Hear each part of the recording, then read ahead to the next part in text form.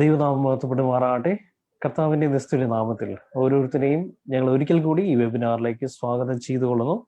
ഇന്ന് വളരെ പ്രാധാന്യം അർഹിക്കുന്ന ഒരു വിഷയമാണ് നമ്മൾ ഇന്ന് ചർച്ച ചെയ്യുവാനായിട്ട് പോകുന്നത്. ഇതിന്റെ തലവാചകം സത്യസഭയും ബാബിലോണും എന്ന വിഷയത്തെ ആസ്പദമാക്കിയായിരിക്കും നമ്മൾ ഇന്ന് ചർച്ച ചെയ്യാനായിട്ട് പോകുന്നത്.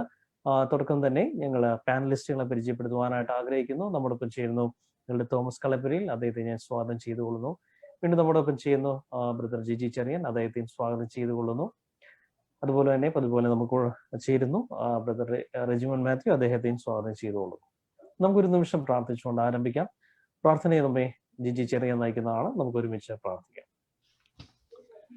കരുണാസമ്പന്നനായ ദൈവമേ, സ്വർഗീയ പിതാവേ, നന്ദിയോടെ തിരുനാമത്തിന് സ്തോത്രം. ഞങ്ങൾക്ക് ഇങ്ങനെ ഒരു പ്രാവശ്യം കൂടി അങ്ങയുടെ സന്നിധിയിലേക്ക് അങ്ങയുടെ വചനവുമായിട്ട് വരുവാനായിട്ട് തന്ന വലിയ ഭാഗ്യത്തെ ഓർത്ത് സ്തോത്രം. കർത്താവേ, ലോകം അന്ധകാരത്തിന്റെ ഒരു അവസ്ഥയിലേക്ക് കടന്നുപോയിക്കൊണ്ടിരിക്കുമ്പോൾ അങ്ങയുടെ വചനമാകുന്ന പ്രകാശം ഞങ്ങളുടെ ഓരോരുത്തരുടെയും ജീവിതത്തിൽ നൽകി ഞങ്ങളെ അങ്ങ് നയിക്കുന്ന കൃപയ്ക്കായിട്ട് സ്തോത്രം. പ്രത്യേകിച്ചും ഇങ്ങനൊരു വിഷയമായിട്ട് കർത്താവെ സത്യസഭയും അതുപോലെ ബാബിലോണും എന്നുള്ളൊരു വിഷയമായിട്ട് ഞങ്ങൾ കർത്താവെ ഈ ഒരു വെബിനാർ പ്രസന്റ് ചെയ്യുമ്പോൾ കർത്താവെ, ഇത് അങ്ങയുടെ വചനത്തിന്റെ അടിസ്ഥാനത്തിൽ മാത്രം ഞങ്ങൾക്ക് കാര്യങ്ങൾ സംസാരിക്കുവാനും കാര്യങ്ങൾ മനസ്സിലാക്കുവാനും ഇടവരുത്തണമെന്ന് പ്രാർത്ഥിക്കുന്ന കർത്താവെ. പ്രത്യേകിച്ച് പിശാച് പല സത്യങ്ങളെ മറച്ചു കളയുന്ന ഒരു സമയത്ത് കർത്താവെ, വചനത്തിലെ സത്യങ്ങളെ കണ്ടെത്തുവാനായിട്ട് അത് മുഖാന്തരം അനേകം പേരുടെ ജീവിതത്തിൽ വിടുതൽ ലഭിക്കുവാനായിട്ട് കർത്താവ് ഇടവരുത്തണമെന്ന് പ്രാർത്ഥിക്കുന്നു. കർത്താവിന്റെ വരവ് ഏറ്റവും അടുത്തിരിക്കുന്ന സമയത്ത് ഞങ്ങൾക്ക് ഓരോരുത്തർക്കും കർത്താവിന്റെ വരവിന് വേണ്ടി തയ്യാറാകുവാനായിട്ട് ഞങ്ങൾ ഈ പഠിക്കുന്ന ഓരോ സത്യങ്ങളെയും അങ്ങ് ഉപകാരപ്പെടുത്തുവാനായിട്ട് കൃപ ചെയ്യണമെന്ന് പ്രാർത്ഥിക്കുന്ന കർത്താവെ, ആദ്യോടെ നമുക്ക് കൂടെ ഉണ്ടായിരിക്കണം. ഇത് കേൾക്കുന്ന ഓരോ വ്യക്തികളെയും കർത്താവ് അനുഗ്രഹിക്കണമെന്ന് പ്രാർത്ഥിക്കുന്നു. പ്രാർത്ഥകടനായ സ്തോത്രം ക്രിസ്തുവേശുവിന്റെ നാമത്തിൽ ചോദിക്കുന്നു, കൃപയുണ്ടായി കേൾക്കുമാറാകണമേ.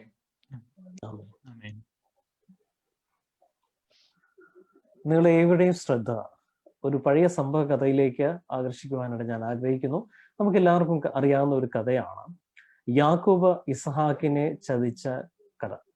അല്ലെങ്കിൽ തന്റെ ജ്യേഷ്ഠാവകാശം തന്റെ ജ്യേഷ്ഠനിൽ നിന്ന് തട്ടിയെടുക്കുവാനായിട്ട് യാക്കോബ് ചെയ്ത ഒരു പ്രവൃത്തിയാണ്. അതില് 2 വാക്യം നമുക്ക് വായിക്കാം. ഉൽപ്പത്തിയുടെ പുസ്തകം 27-ാമത്തെ അധ്യായം 21, 22 വാക്യങ്ങൾ ഇങ്ങനെ വായിക്കുന്നു. ഇസ്ഹാക്ക് യാക്കോബിനോട്, മകനെ അടുത്തു വരിക, നീ എന്റെ മകനായ ഏശാവ് തന്നെയോ അല്ലയോ എന്ന് ഞാൻ തപ്പി നോക്കട്ടെ എന്ന് പറഞ്ഞു. യാക്കോബ് തന്റെ അപ്പനായ ഇസ്ഹാക്കിനോട് അടുത്ത് ചെന്ന് അവനെ തപ്പി നോക്കി. ശബ്ദം യാക്കോബിന്റെ ശബ്ദം, കൈകൾ ഏശാവിന്റെ കൈകൾ തന്നെ എന്ന് പറഞ്ഞു. ഇന്ന് അനേകം ക്രിസ്തീയ സഭാവിഭാഗങ്ങൾ ഈ ഭൂമിയിലാണ്. ഏകദേശം 30,000-ത്തിലധികം വിഭാഗങ്ങൾ ഉണ്ടെന്നാണ് കണക്ക്. എന്നാൽ എല്ലാ സഭയും എല്ലാ വിഭാഗക്കാരും അവകാശപ്പെടുന്നത് ഞങ്ങളാണ് സത്യസഭയെന്നാണ്. ഒരുപക്ഷെ നിങ്ങൾ ആ സംഭവ കഥ ശ്രദ്ധിച്ചു കാണും. അവിടെ ഇസ്ഹാക്ക് എന്തുകൊണ്ടാണ് തന്റെ മകന്റെ ചതിയിൽപ്പെട്ടത്? നമുക്ക് എല്ലാവർക്കും അറിയാവുന്ന ഉത്തരമാണ്, ഇസ്ഹാക്കിന്റെ കാഴ്ചക്കുറവാണ്. ഏതാണ് സത്യസഭയെന്ന് മനസ്സിലാക്കുവാൻ ദൈവം നമ്മുടെ ഉൾക്കണ്ണുകളെ പരിശുദ്ധാത്മാവിനാൽ തുറന്നു തരട്ടെ എന്ന് പ്രാർത്ഥിച്ചുകൊണ്ട് ഞങ്ങൾ ആരംഭിക്കുവാനായിട്ട് ആഗ്രഹിക്കുന്നു. നമ്മൾ ഇന്ന് 2 വ്യത്യസ്ത സഭകളെ കുറിച്ചാണ് പഠിക്കുവാനായിട്ട് പോകുന്നത്. തിരുവചനത്തെ അടിസ്ഥാനത്തിൽ സത്യസഭയും തെറ്റായിട്ടുള്ള സഭയും അല്ലെങ്കിൽ ബാബിലോണും ഏതാണ് എന്ന വിഷയത്തെ ആസ്പദമാക്കിയാണ് നമ്മൾ ഇന്ന് ചർച്ച ചെയ്യുന്നത്. വെളിപ്പാട് പുസ്തകം 12-ാമത്തെ അധ്യായത്തില് ചില വാക്യങ്ങളിലേക്ക് നിങ്ങളുടെ ശ്രദ്ധയെ തിരിക്കുവാനായിട്ട് ഞാൻ ആഗ്രഹിക്കുന്നു. ഈ അധ്യായത്തില് പ്രധാനമായും 3 കഥാപാത്രങ്ങളെ നിങ്ങൾക്ക് കാണുവാനായിട്ട് സാധിക്കും. അതിൽ 1 സ്ത്രീയും, 2 മഹാസർപ്പവും, 3 സ്ത്രീ പ്രസവിച്ച ആൺകുട്ടിയുമാണ്. മഹാസർപ്പം പിശാചാണെന്നും സ്ത്രീ പ്രസവിച്ച ആൺകുട്ടി കർത്താവ് യേശുക്രിസ്തു ആണെന്നും ക്രിസ്തീയ ഗോളത്തില് യാതൊരു സംശയവുമില്ല. എന്നാൽ ഈ സ്ത്രീ ആരാണെന്നുള്ള ചോദ്യത്തിന് വിഭിന്ന അഭിപ്രായങ്ങൾ നിലനിൽക്കുന്നു. ചിലർ പറയുന്നു സ്ത്രീ യേശുവിനെ പ്രസവിച്ച അമ്മ മറിയയാണെന്ന് പറയുന്നു. ചിലർ പറയുന്നു സ്ത്രീ ഇസ്രായേൽ ആണെന്ന് പറയുന്നു. ചിലർ സ്ത്രീ സഭയാണെന്ന് പറയുന്നു. എന്നാൽ ഈ സ്ത്രീ ആരാണെന്ന് മനസ്സിലാക്കുവാൻ തിരുവചനത്തിൽ തന്നിരിക്കുന്ന എല്ലാ സൂചനകളും ഒത്തുചേർത്ത് നമ്മൾ നോക്കേണ്ടതാണ്. നമുക്ക് തുടർന്ന് പഠിക്കാം.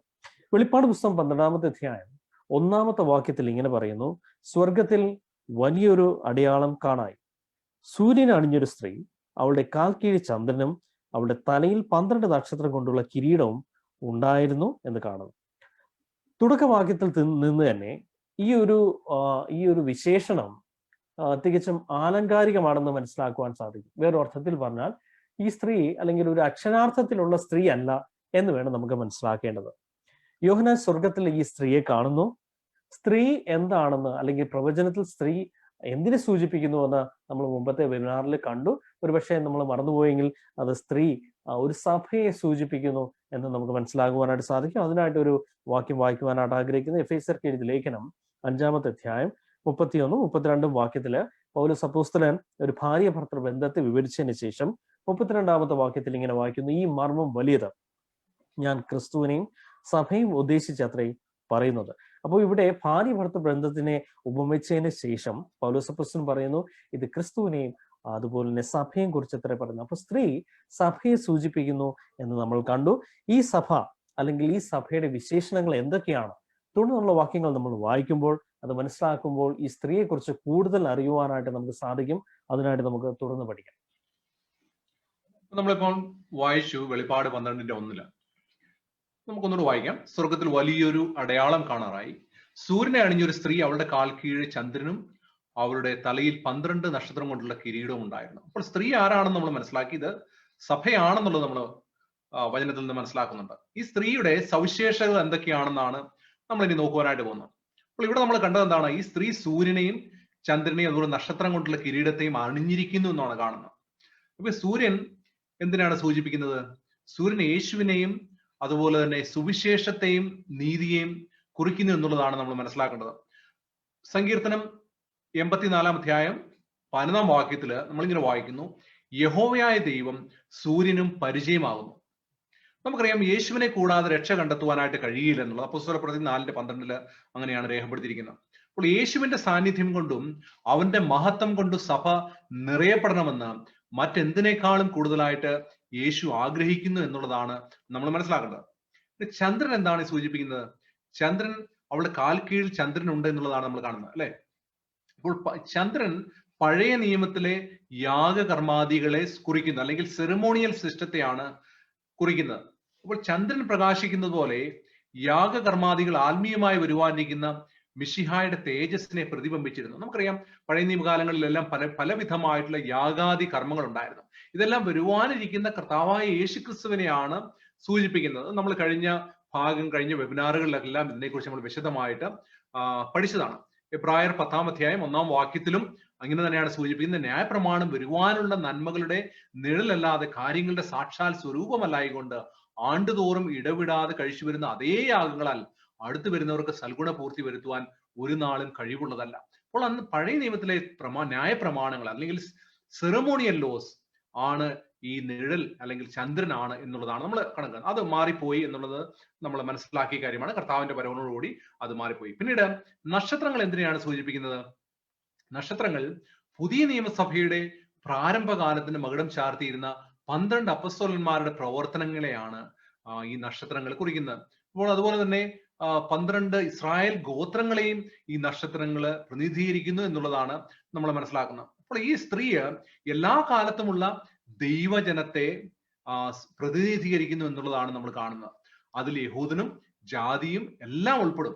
അപ്പോൾ ഇവിടെ നമ്മൾ കണ്ടത് എന്താണ്? സൂര്യൻ കർത്താവായ യേശുക്രിസ്തുവിനെ, നക്ഷത്രങ്ങള് ഇസ്രായേൽ ഗോത്രങ്ങളെ, അല്ലെങ്കിൽ അതുപോലെ 12 ശിഷ്യന്മാരെ, ചന്ദ്രൻ അത് നിഴലായിരുന്നു, അത് ന്യായപ്രമാണത്തെ സൂചിപ്പിക്കുന്നു എന്നുള്ളതാണ് നമ്മൾ കാണുന്നത്. പിന്നീട് ഈ അധ്യായത്തിലെ അടുത്ത കഥാപാത്രത്തെ യോഹന്നാൻ കാണുകയാണ്. അതാണ് വെളിപ്പാട് 12-ാം അധ്യായം 3-4 വായിക്കുന്നത്.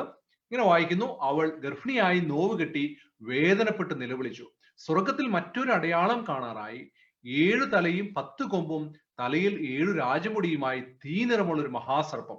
അതിന്റെ വാൽ ആകാശത്തിലെ നക്ഷത്രങ്ങളിൽ 3-1 വലിച്ചു കൂട്ടി ഭൂമിയിലേക്ക് എറിഞ്ഞു കളഞ്ഞു. പ്രസവിപ്പാറായ സ്ത്രീ പ്രസവിച്ച ഉടനെ കുട്ടിയെ തിന്നുകളയുവാൻ മഹാസർപ്പം അവരുടെ മുമ്പിൽ നിന്നു. അപ്പോൾ ഈ ഒരു അധ്യായത്തിലെ അടുത്ത ഒരു കഥാപാത്രത്തെയാണ് യോഹന്നാൻ ഇവിടെ കാണുന്നത്. ഇവിടെ മഹാസർപ്പം പിശാചും സാത്താനുമായ പഴയ പാമ്പാണെന്ന് ഇതേ അധ്യായത്തിൽ തന്നെ പറഞ്ഞിട്ടുണ്ട്. 7 തലയും 10 കൊമ്പും എന്താണെന്നുള്ളത് നമ്മൾ തുടർന്ന് വരുന്ന ഭാഗങ്ങളിൽ നമ്മൾ പഠിക്കാനായിട്ട് പോവുകയാണ്. അപ്പോൾ 7 തലകൾ, അപ്പോൾ നമ്മൾ മനസ്സിലാക്കേണ്ടത് 7 തലകൾ എന്ന് പറയുമ്പോൾ സാത്താൻ ഉപയോഗിക്കുന്ന വൻ ശക്തികളാണ്, അല്ലെങ്കിൽ പല കാലങ്ങളിലായിട്ട് സാത്താൻ ഉപയോഗിച്ച, അല്ലെങ്കിൽ ദൈവത്തിന്റെ ജനത്തെ പീഡിപ്പിക്കുവാനായിട്ട് സാത്താൻ ഉപയോഗിച്ച പല രാജ്യങ്ങളെയാണ്, ശക്തികളെയാണ് എന്നുള്ളതാണ് നമ്മൾ മനസ്സിലാക്കുന്നത്. പിന്നീട് ഈ കഥാപാത്രത്തിലെ, അല്ലെങ്കിൽ ഈ ഒരു കഥയിലെ, അല്ലെങ്കിൽ ഈ ഒരു അധ്യായത്തിലെ 3-ാമത്തെ കഥാപാത്രം ആരാണ്? അത് ആൺകുട്ടിയായിട്ടുള്ള ക്രിസ്തുവാണ്. അപ്പോൾ ക്രിസ്തു പിറന്ന ഉടനെ സാത്താൻ റോമൻ സാമ്രാജ്യത്തിലെ ഹെരോദാവിലൂടെ യേശുവിനെ കൊല്ലാനായിട്ട് ശ്രമിച്ചു എന്നുള്ളതാണ് മത്തായിയുടെ സുവിശേഷം 2-ാം അധ്യായത്തിൽ നമ്മൾ വായിക്കുന്നത്. അപ്പോൾ ഇനി നമ്മൾ തുടർന്ന് പഠിക്കാനായിട്ട് പോവുകയാണ്. ഈ കുട്ടി ഇരുമ്പ് കോൽ കൊണ്ട് മേയ്ക്കും എന്നുള്ള ഭാഗം നമ്മൾ തുറന്നു പഠിക്കാം. അടുത്തതായിട്ട് നമ്മൾ ചിന്തിക്കുന്നത് യോഹന്നാൻ കണ്ട ദർശനത്തിലെ ആ സ്ത്രീ, അത് ദൈവസഭയാണെന്ന് കണ്ടു. ആ സ്ത്രീയെ ഒരു കുഞ്ഞിനെ പ്രസവിക്കും, അത് കർത്താവായ യേശുക്രിസ്തുവാണെന്ന് കണ്ടു. അപ്പോൾ ആ ദർശനം അനുസരിച്ച് അവിടെ പറയുകയാണ്, ഈ സ്ത്രീയെ ഇരുമ്പ് കോൽ കൊണ്ട് നയിക്കുമെന്നുള്ള കാര്യം പറയാം. നമുക്ക് ആ വാക്യം വായിക്കാം. വെളിപാട് 12-ന്റെ 5-ാം വാക്യം. അവൻ സകല ജാതികളെയും ഇരുമ്പ് കോൽ കൊണ്ട് മേയ്പ്പാനുള്ള ആൺകുട്ടിയെ പ്രസവിച്ചു. കുട്ടി ദൈവത്തിന്റെ അടുക്കിലേക്കും അവന്റെ സിംഹാസനിലേക്കും പെട്ടെന്ന് എടുക്കപ്പെട്ടതായിട്ടാണ് ആ ഭാഗം നമ്മളെ പഠിപ്പിക്കുന്നത്. അപ്പോൾ ഈ സ്ത്രീ എന്ന് പറയുന്നത് ദൈവത്തിന്റെ സഭയാണെന്നും അതിലുണ്ടായിരുന്ന കുട്ടി എന്ന് പറയുന്നത് കർത്താവ് യേശുക്രിസ്തുവാണെന്ന് നമ്മൾ കണ്ടു. അപ്പോൾ അതിനനുസരിച്ച് നോക്കുകയാണെന്നുണ്ടെങ്കിൽ ഇവിടെ ഇരുമ്പ് കോൽ കൊണ്ട് മേയ്ക്കുന്ന എപ്രകാരമുള്ള കാര്യമാണ്. നമ്മൾ തിരുവചനം പഠിക്കുമ്പോൾ പ്രത്യേകിച്ച് വെളിപാട് പ്രകാരം പഠിക്കുമ്പോൾ 3 തവണ അവിടെ അപ്രകാരം ഇരുമ്പ് കോൽ കൊണ്ട് മേയ്ക്കുന്നതായിട്ടുള്ള കാര്യങ്ങളെ രേഖപ്പെടുത്തിയിട്ടുണ്ട്. ഏതൊക്കെയാണ് നമുക്ക് പരിശോധിക്കാം. വെളിപാട് 2-ാം അധ്യായം അതിന്റെ 27-ാം വാക്യം. അവൻ ഇരുമ്പ് കോൽ കൊണ്ട് അവരെ മേയ്ക്കും, അവർ കുശവന്റെ പാത്രം പോലെ നുറുങ്ങിപ്പോകുമെന്ന് അവിടെ രേഖപ്പെടുത്തിയിരിക്കുന്നു. അപ്പൊ കർത്താവായ യേശുക്രിസ്തു വളരെ കൃത്യമായിട്ട് സമയത്ത് അവതരിക്കപ്പെടുമെന്നും അതുപോലെ തന്നെ കർത്താവ് തന്നെ ഇരുമ്പ് കോൽ കൊണ്ട് അവരെ മേയ്ക്കുമെന്നുള്ള കാര്യമാണ്. അവർ കുശവന്റെ പാത്രം പോലെ നിറങ്ങിപ്പോകുമെന്നാണ് ഈ വചനം പഠിപ്പിക്കുന്നത്. അതുപോലെ 19-ാം അധ്യായം അതിന്റെ 15-ാം വാക്യവും ഇത് സമാനമായിട്ടുള്ള കാര്യം പറയും. ജാതികളെ വെട്ടുവാൻ അവന്റെ വായിൽ നിന്ന് മൂർച്ചയുള്ള വാൾ പുറപ്പെട്ടു, അവൻ ഇരുമ്പ് കോൽ കൊണ്ട് അവരെ മേയ്ക്കും, സർവശക്തിയുള്ള ദൈവത്തിന്റെ കോപവും ക്രോധവുമായ മദ്യത്തിന്റെ ചക്ക് അവൻ മെതിക്കുന്നുവെന്നും ആ വാക്യം പറയുന്നു. 3 തവണയും പരാമർശിക്കുന്നത് കർത്താവായ യേശുക്രിസ്തുവിനെ തന്നെയാണ് ഇവിടെ സൂചിപ്പിക്കുന്നത്. കർത്താവായ യേശുക്രിസ്തു തന്നെയാണ് ഈ ശിശുവെന്നും അതുപോലെ ഇരുമ്പ് കോൽ കൊണ്ട് തന്റെ ജനത്തെ മേയ്ക്കുമെന്നുള്ള കാര്യമാണ് ഈ വാക്യങ്ങളൊക്കെയും നമ്മളെ സൂചിപ്പിക്കുന്നത്. മേയ്ക്കുക എന്ന ഗ്രീക്ക് പദം പൊയ്മാനിയോ എന്ന പദത്തിൽ നിന്നാണ് ട്രാൻസ്ലേറ്റ് ചെയ്തിരിക്കുന്നത്.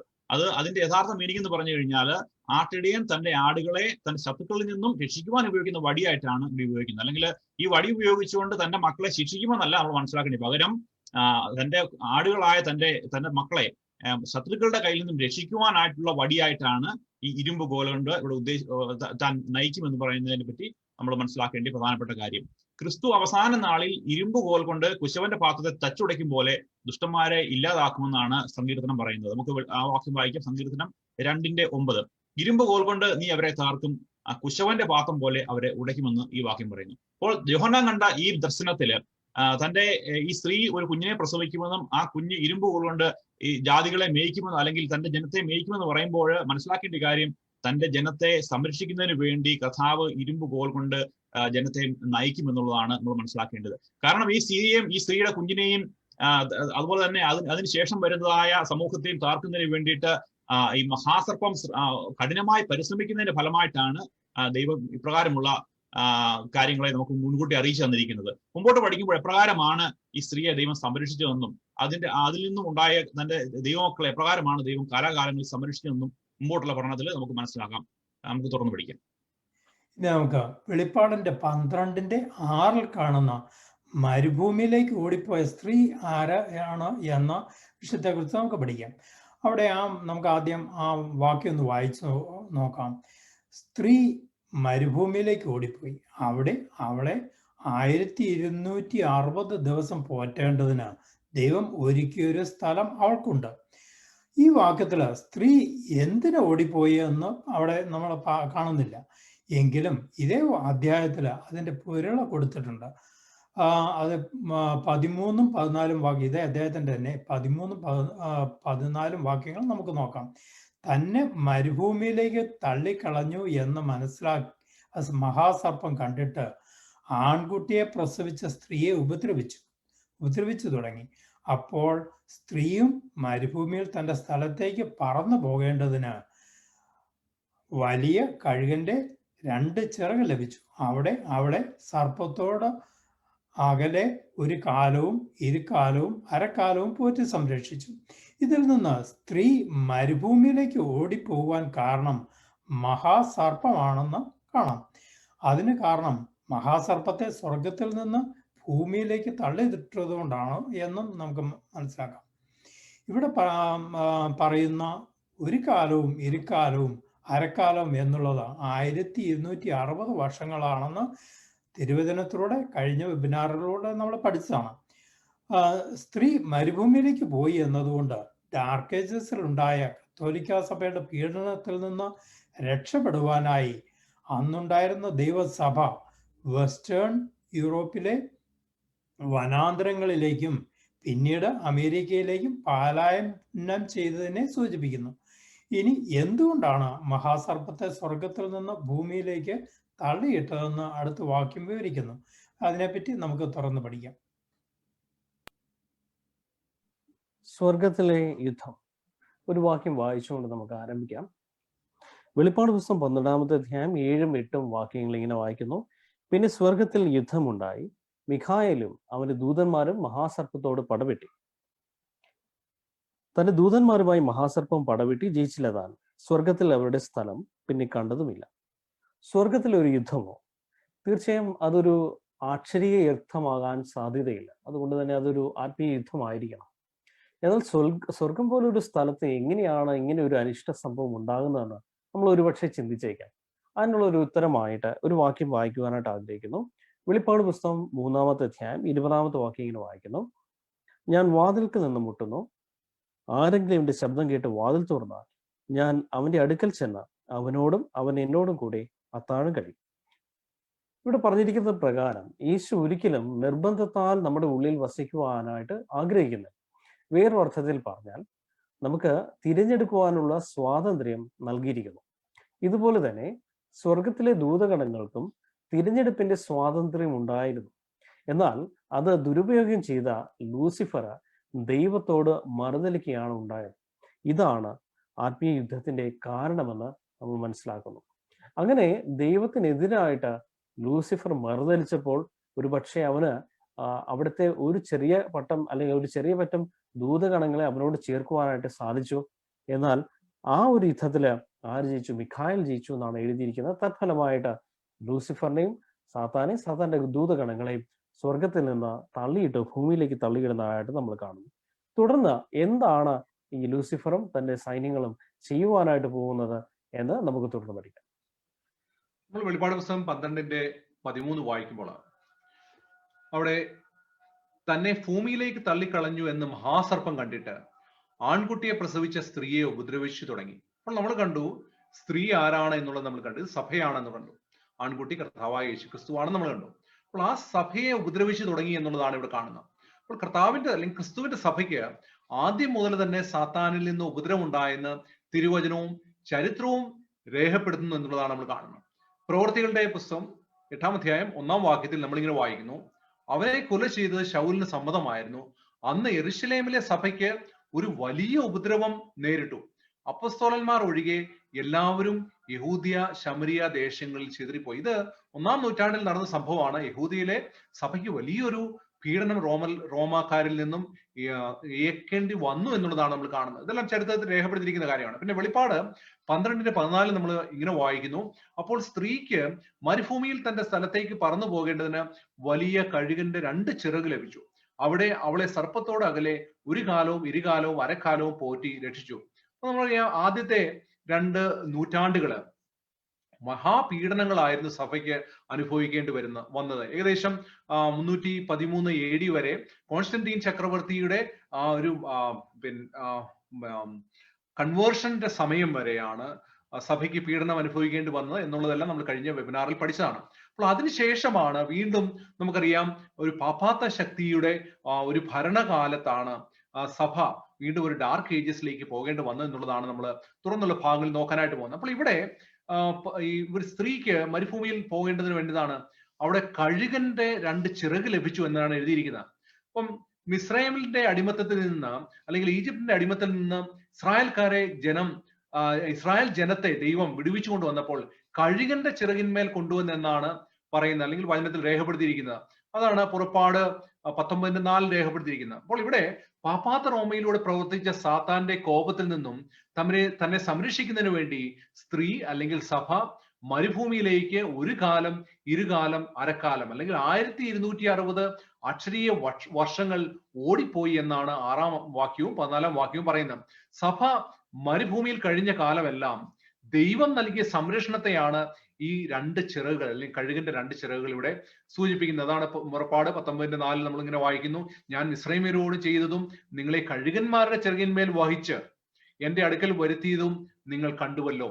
അപ്പോൾ കഴുകന്റെ ചിറക് ദൈവത്തിന്റെ ഒരു പ്രൊവിഡൻസിനെ അല്ലെങ്കിൽ പ്രൊട്ടക്ഷനെ സൂചിപ്പിക്കുന്നു എന്നുള്ളതാണ് നമ്മൾ കാണുന്നത്. അപ്പോൾ ദൈവവും ഇസ്രായേൽ ജനത്തെ മരുഭൂമിയിൽ കൊണ്ടുവന്നുവെങ്കിൽ, അല്ലെങ്കിൽ ഇസ്രായേൽ ജനത്തെ ഇങ്ങനെ വിടുതൽ ചെയ്ത് മരുഭൂമിയിൽ കൊണ്ടുവന്നപ്പോൾ അവളെ പോറ്റി വേണ്ടതായ ആത്മീയവും ഭൗതികവുമായിട്ടുള്ള ഭക്ഷണം നൽകി. അതുപോലെ തന്നെ ഈ കാലം 1260 വർഷം സഭ ഈ മരുഭൂമിയിലായിരുന്ന സമയത്തും ദൈവം ഈ സഭയെ സംരക്ഷിച്ചു എന്നുള്ളതാണ് നമ്മൾ മനസ്സിലാക്കേണ്ടത്. ഇവിടെ യേശു പ്രവചനത്തിൽ തുടർച്ചയായിട്ട് പറഞ്ഞിരിക്കുന്ന പാപ്പാത്ത ആധിപത്യത്തിന്റെയും പീഡനത്തിന്റെയും 1260 വർഷക്കാലം തുടങ്ങിയതെന്നാണ് AD 538 മുതൽ 1798 വരെ. ഇതാണ് സഭ മരുഭൂമിയിലായിരുന്ന കാലഘട്ടം എന്ന് പറഞ്ഞു കഴിഞ്ഞാൽ അത് രണ്ടും ഒരേ കാലഘട്ടം തന്നെയാണ്.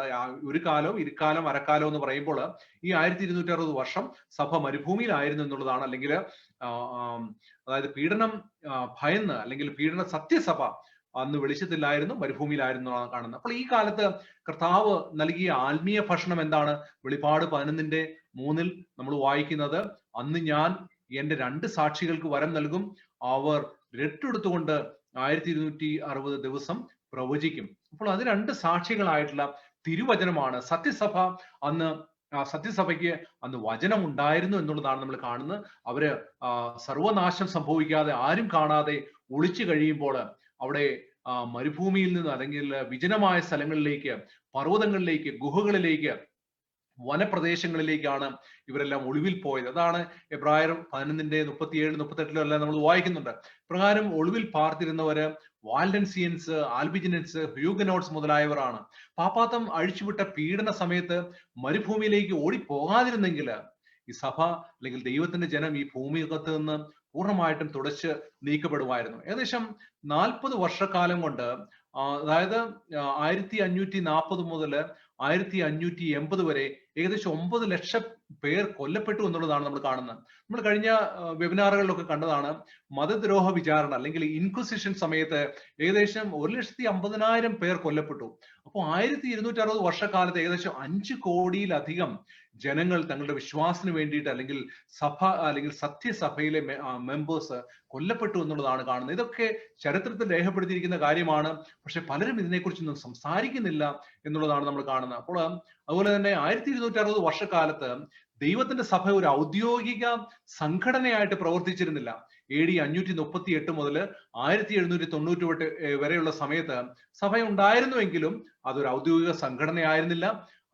അതിനുശേഷമാണ് 1798 ശേഷമാണ് സഭയൊരു ഔദ്യോഗിക സംഘടനയായിട്ട് നിലവിൽ വന്നത് എന്നുള്ളതാണ് നമ്മൾ മനസ്സിലാക്കേണ്ടത്. അപ്പോൾ അതിനു മുമ്പ് സഭയുണ്ടായിരുന്നുവെങ്കിലും അപ്പോൾ അവിടെ പല പ്രൊട്ടസ്റ്റന്റ് സഭാ വിഭാഗങ്ങളും അതിന് മുമ്പുണ്ടായിരുന്നു. അപ്പൊ നമുക്കറിയാം, പ്രത്യേകിച്ച് അമേരിക്കയിലേക്ക് കുടിയേറിയ, യൂറോപ്പിൽ നിന്ന് അമേരിക്കയിലേക്ക് കുടിയേറിയ പലരും അവിടെ സഭാ വിഭാഗങ്ങൾ ഉണ്ടായി.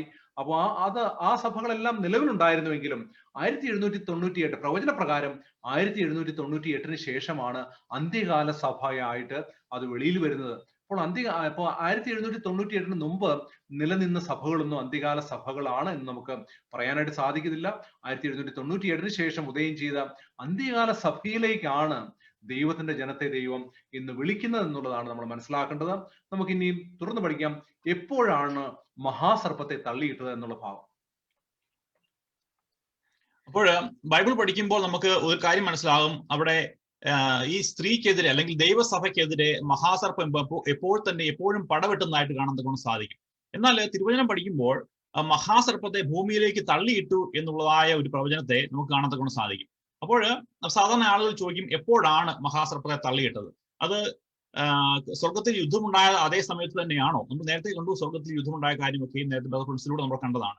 അപ്പോൾ ഈ മഹാസർപ്പത്തെ ഭൂമിയിലേക്ക് തള്ളിയിടുന്നു. മഹാസർപ്പം മാത്രമല്ല, അവനോട് കൂടെ ഉണ്ടായിരുന്നതായ ദൈവത്തിന്റെ സിംഹാസനത്തോട് മറുതലിച്ച എല്ലാ ദൂതഗണങ്ങളെയും ഭൂമിയിലേക്ക് തള്ളിയിടുന്നു. എപ്പോഴാണ് പൂർണ്ണമായിട്ടും തള്ളിയിട്ടത്? അത് സ്വർഗത്തിലെ യുദ്ധമുണ്ടായ സമയത്ത് തന്നെ പൂർണ്ണമായിട്ടും തള്ളിയിട്ടോ, അതോ ക്രിസ്തു സ്വർഗാരോഹണം ചെയ്ത ശേഷമാണോ പൂർണ്ണമായിട്ടും തള്ളിയിട്ടത് എന്നുള്ള ഭാഗമാണ് നമ്മൾ ചിന്തിക്കുവാനായിട്ട് പോകുന്നത്. നമുക്കൊരു വാക്യം പരിശോധിക്കാം. ഇയ്യോബിന്റെ പുസ്തകത്തില് 1-ാം അധ്യായം അതിന്റെ 6-ാം വാക്യം. ഒരു ദിവസം ദൈവപുത്രന്മാർ യഹോവയുടെ സന്നിധി നിൽപ്പാൻ ചെയ്യുന്നു, അവരുടെ കൂട്ടത്തിൽ സാത്താനും ചെയ്യുന്നു. അപ്പോൾ നമുക്ക് ഏവർക്കും അറിയാവുന്ന വളരെ പരിചിതമായിട്ടുള്ള ഒരു സംഭവമാണിത്. ഇയ്യോബിനെ അക്യൂസ് ചെയ്യാൻ വേണ്ടി, ഇയ്യോബിന്റെ നേരെ കുറ്റം ആരോപിക്കാൻ വേണ്ടിയിട്ട്, അല്ലെങ്കിൽ ഇയ്യോബിനെ പരീക്ഷിക്കുവാൻ വേണ്ടിയിട്ട് ദൈവത്തിന്റെ അടുത്ത് ചെന്നതായ സാത്താനെ അവിടെ കാണാൻ സാധിക്കും. എപ്രകാരമാണ് സാത്താനെ ദൈവം സ്വർഗത്തിൽ നിന്ന് തള്ളിയിട്ടെങ്കിലും വീണ്ടും സാത്താൻ എങ്ങനെയാണ് സ്വർഗത്തിൽ കടന്നു ചെന്നത് എന്നുള്ള ചോദ്യം നമ്മുടെ മുമ്പിൽ നിൽക്കുകയാണ്. അത് മറ്റൊന്നുമല്ല, അവിടെ ആദമിനെ വഞ്ചിച്ചതിന്റെ ഫലമായിട്ട് ആ സ്ഥാനത്ത് നിൽക്കേണ്ടത് ആദമായിരുന്നു. സ്വർഗത്തിലെ ആ സിംഹാസനത്തിന്റെ സന്നിധിയിൽ ദൈവപുത്രന്മാരുടെ സന്നിധി നിൽക്കുവാൻ തക്കവണ്ണം ദൈവം തെരഞ്ഞെടുത്ത വ്യക്തി ആദമായിരുന്നു. എന്നാൽ ആദമിനെ സാത്താൻ വഞ്ചിച്ച് അവന്റെ ആ അവകാശം, ആദമിന്റെ അവകാശം, അത് സാത്താൻ കൈയടക്കിയതിന്റെ ഫലമായിട്ടാണ് അവിടെ സാത്താൻ നിൽക്കാനായിട്ട് സാധിച്ചത്. അല്ലെന്നുണ്ടെങ്കിൽ ഒരിക്കലും സാത്താൻ അവിടെ ചെല്ലുവാൻ തക്കവണ്ണം സാധിക്കില്ലായിരുന്നു.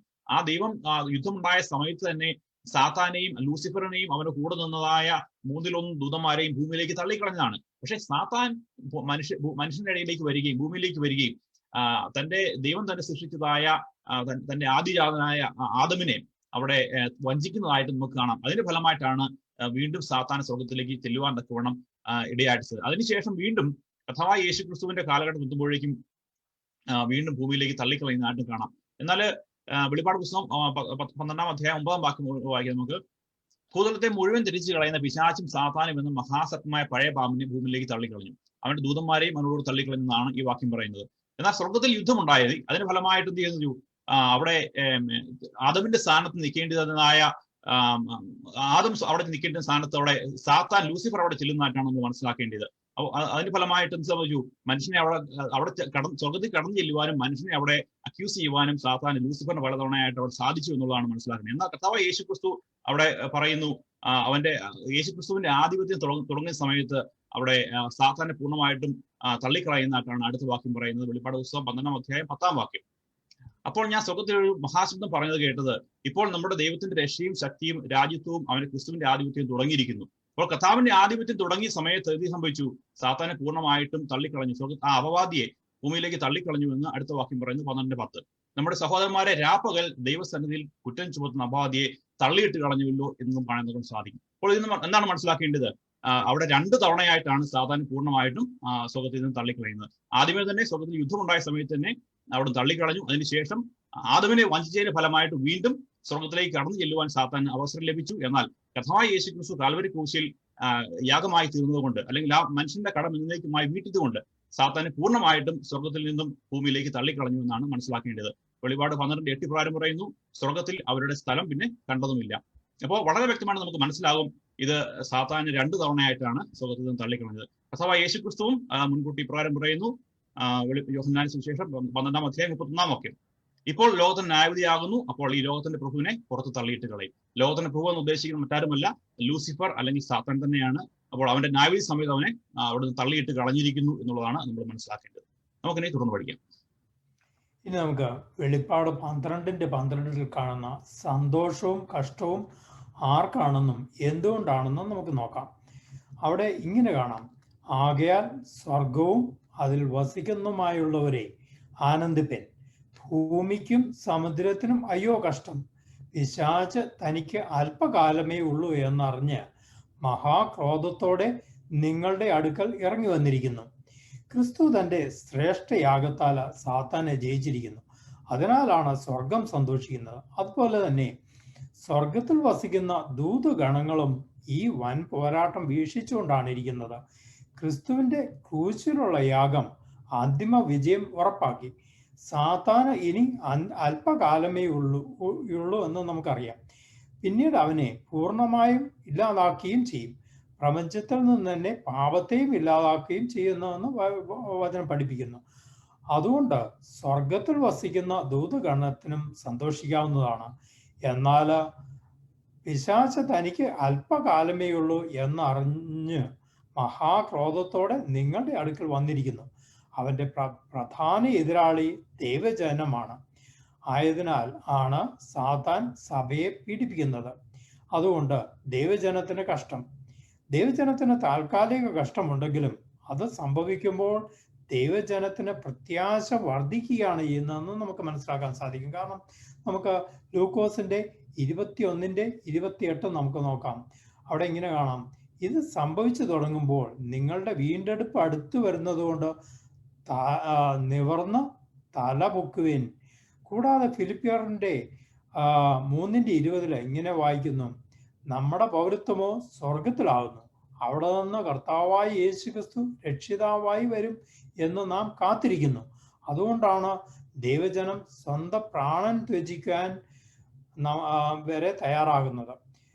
വെളിപ്പാടിന്റെ 12:11 ഇങ്ങനെ കാണാം: അവർ അവന് കുഞ്ഞാടിന്റെ രക്തം ഹേതുവായിട്ടും തങ്ങളുടെ സാക്ഷ്യം വചനം ഹേതുവായിട്ടും ജയിച്ചു.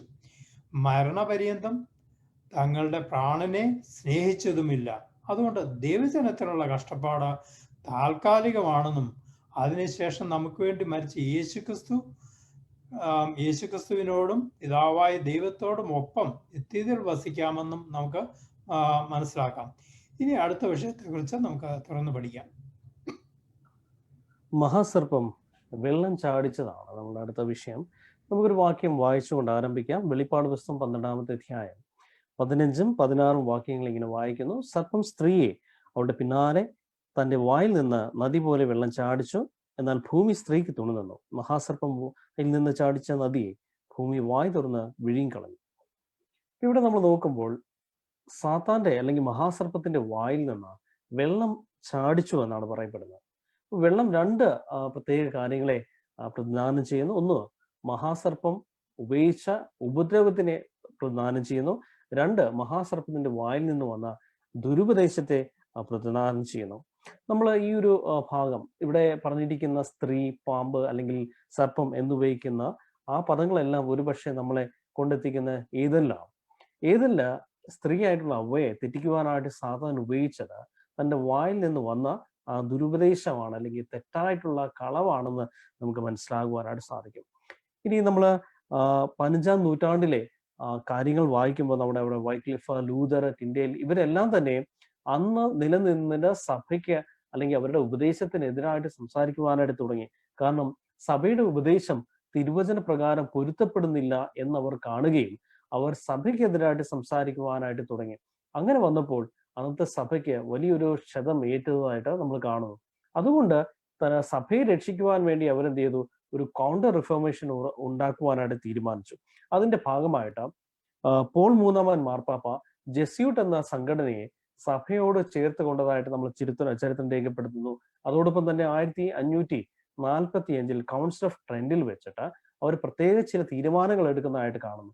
അവിടെ വെച്ചിട്ടാണ് തിരുവചനത്തെ വ്യാഖ്യാനിക്കുവാനായിട്ട് സഭയ്ക്കും അതിന്റെ പാരമ്പര്യത്തിനും മാത്രമേ സാധിക്കുകയുള്ളൂ എന്ന തീരുമാനം അവരെടുക്കുന്നത്. അതോടൊപ്പം തന്നെ നമുക്കറിയാം, നമ്മൾ ആദ്യത്തെ വെബിനാറിൽ കണ്ടതാണ്, നിങ്ങൾക്ക് അത് പരിശോധിക്കാവുന്നതാണ്. ആദ്യത്തെ വെബിനാറിൽ നമ്മൾ കണ്ടതുപോലെ ഫ്രാൻസിസ്കോ റെബേറെ എന്ന് പറയുന്ന ഒരു ജെസ്യൂട്ട് പുരോഹിതനും ലൂയിസ് ടി അൽക്കാസർ എന്ന് പറയുന്ന ജെസ്യൂട്ട് പുരോഹിതനും രണ്ട് പുതിയ സിദ്ധാന്തങ്ങളുമായിട്ട് പുതിയതായിട്ട് വന്നു. അത് ഫ്യൂച്ചറിസം, പ്രെറ്ററിസം ആണെന്ന് കാണുവാൻ സാധിക്കും. നവോത്ഥാന പ്രസ്ഥാനത്തെ അല്ലെങ്കിൽ അടിച്ചമർത്തുവാൻ വേണ്ടി അവർ ഈ ഒരു രണ്ട് സിദ്ധാന്തങ്ങൾ കൊണ്ടുവരുന്നതായിട്ട് നമ്മൾ കാണും. അതുപോലെ നമ്മൾ നേരത്തെ പറഞ്ഞതുപോലെ വെള്ളം ചാടിക്കുക എന്ന് പറയുന്നത് സഭയ്ക്ക് നേരിട്ടതായിട്ടുള്ള ഉപദ്രവത്തെ സാധിച്ചിരിക്കുന്നു. നമുക്കൊരു വാക്യം വായിക്കാം. ഇരമ്യാവ് 46:8 ഇങ്ങനെ വായിക്കുന്നു: മിസ്രയീം നീല നദി പോലെ പൊങ്ങുകയും അതിന്റെ വെള്ളം നദികൾ പോലെ അലയുകയും ഞാൻ പെരുകി ദേശത്തെ മൂടി നഗരത്തെയും അതിലെ നിവാസികളെ നശിപ്പിക്കുമെന്ന് പറയുകയും ചെയ്യും. അപ്പോൾ വെള്ളം അല്ലെങ്കിൽ നദി എന്നൊക്കെ പറയുന്നത് അത് ഉപദ്രവത്തെയും പ്രോസിക്യൂഷനെ പ്രദാനം ചെയ്യുന്നു എന്ന് നമുക്ക് കാണാൻ സാധിക്കുന്നു. നമ്മൾ മുമ്പത്തെ വെബിനാറിൽ കണ്ടതുപോലെ നവോത്ഥാന പ്രസ്ഥാനത്തെ സമയത്ത് ഏകദേശം നമ്മൾ കണ്ടു 1260 വർഷക്കാലം അന്നത്തെ സഭ വിശുദ്ധന്മാരെ അല്ലെങ്കിൽ ദൈവത്തിന്റെ തിരുവചനത്തിൽ അടിയുറച്ച് നിൽക്കുന്ന അനേകം പേരെ കൊന്നൊടുക്കുകയും ഉപദ്രവിക്കുകയും ചെയ്തതായിട്ട് നമ്മൾ കണ്ടു. അതിന്റെ അനേകം ഉദാഹരണങ്ങളും നമ്മൾ കണ്ടു. അൽബീജിയൻസ്, ഹ്യൂഗനോട്ട്, വാൽഡൻസിസ് എന്ന് പറയുന്ന അനേകം സമൂഹങ്ങൾക്കെതിരായിട്ട് അവര് വലിയ രീതിയിലുള്ള അക്രമങ്ങൾ തൊടുത്തു വിട്ടതായിട്ട് ചരിത്രം രേഖപ്പെടുത്തിയിരിക്കുന്നു. ഇനി സ്ത്രീ അല്ലെങ്കിൽ സ്ത്രീക്കെതിരായിട്ട് ചാടിച്ച ഈ വെള്ളത്തെ എങ്ങനെയാണ് ദൈവം സഹായിച്ച് അതിന് തുണനിന്ന് അല്ലെങ്കിൽ ഭൂമി തുണനിന്നു അവിടെ പറയുന്നു? അതെങ്ങനെയാണ് സംഭവിച്ചതെന്ന് നമുക്ക് തുറന്നു പഠിക്കാം. നമ്മളിപ്പോൾ മനസ്സിലാക്കി, പിശാച് പല രീതിയിലും ദൈവത്തിന്റെ സത്യസഭയെ നശിപ്പിക്കുവാനായിട്ട് ശ്രമിച്ചു എന്നുള്ളത്. മഹാപീഡനം അഴിച്ചു വിട്ടുകൊണ്ട് തന്നെ ദൈവസഭയെ നശിപ്പിക്കാനായിട്ട് ശ്രമിച്ചു. പ്രത്യേകിച്ചും ഇരുണ്ട കാലഘട്ടത്തിൽ, അന്ധകാര യുഗത്തിലെല്ലാം ഇത് തന്നെയാണ് സംഭവിച്ചത്. എങ്കിലും സത്യസഭ അന്ന് 1260 വർഷം വിൽഡർനെസ്സിലേക്ക് പോയി എന്നുള്ളതാണ്, മരുഭൂമിയിലേക്ക് ഓടിപ്പോയി എന്നുള്ളത് നമ്മൾ കണ്ടു. ഇപ്പോൾ വെളിപ്പാട് 12-ാം അധ്യായം 16-ാം വാക്യത്തിൽ നമ്മളിങ്ങനെ വായിക്കുന്നു: എന്നാൽ ഭൂമി സ്ത്രീക്ക് തുണനിന്നു, മഹാസർപ്പം വായിൽ നിന്ന് ചാടിച്ച നദിയെ ഭൂമി വായ് തുറന്ന് വിഴുങ്ങിക്കളഞ്ഞു. അപ്പോൾ മഹാസർപ്പം അല്ലെങ്കിൽ പിശാച് ഈ സ്ത്രീയെ വിഴുങ്ങുവാനായിട്ട് അല്ലെങ്കിൽ സ്ത്രീയെ നശിപ്പിക്കുവാനായിട്ട് ശ്രമിക്കുമ്പോൾ ആ ഭൂമി ആ വെള്ളത്തെ വായ് തുറന്ന് വിഴുങ്ങിക്കളഞ്ഞു. അതിന്റെ അർത്ഥമാണ് നമ്മൾ ഇനി നോക്കാനായിട്ട് പോകുന്നത്.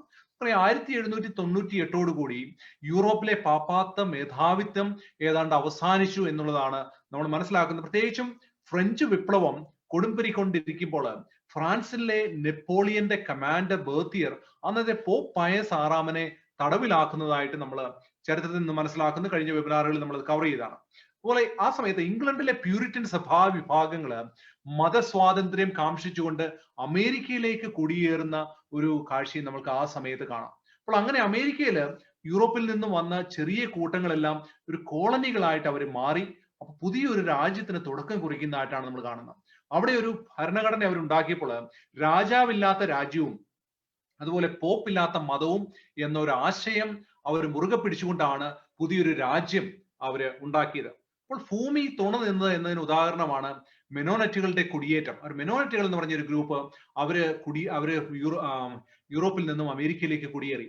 അവർ ശിശു സ്നാന സമ്പ്രദായം തെറ്റാണെന്ന് വിശ്വസിച്ച അനാബാപ്റ്റിസ്റ്റ് എന്ന ഒരു ഗ്രൂപ്പിൽ നിന്നാണ് ഉത്ഭവിച്ചവരാണ് ഈ ഒരു സംഘം.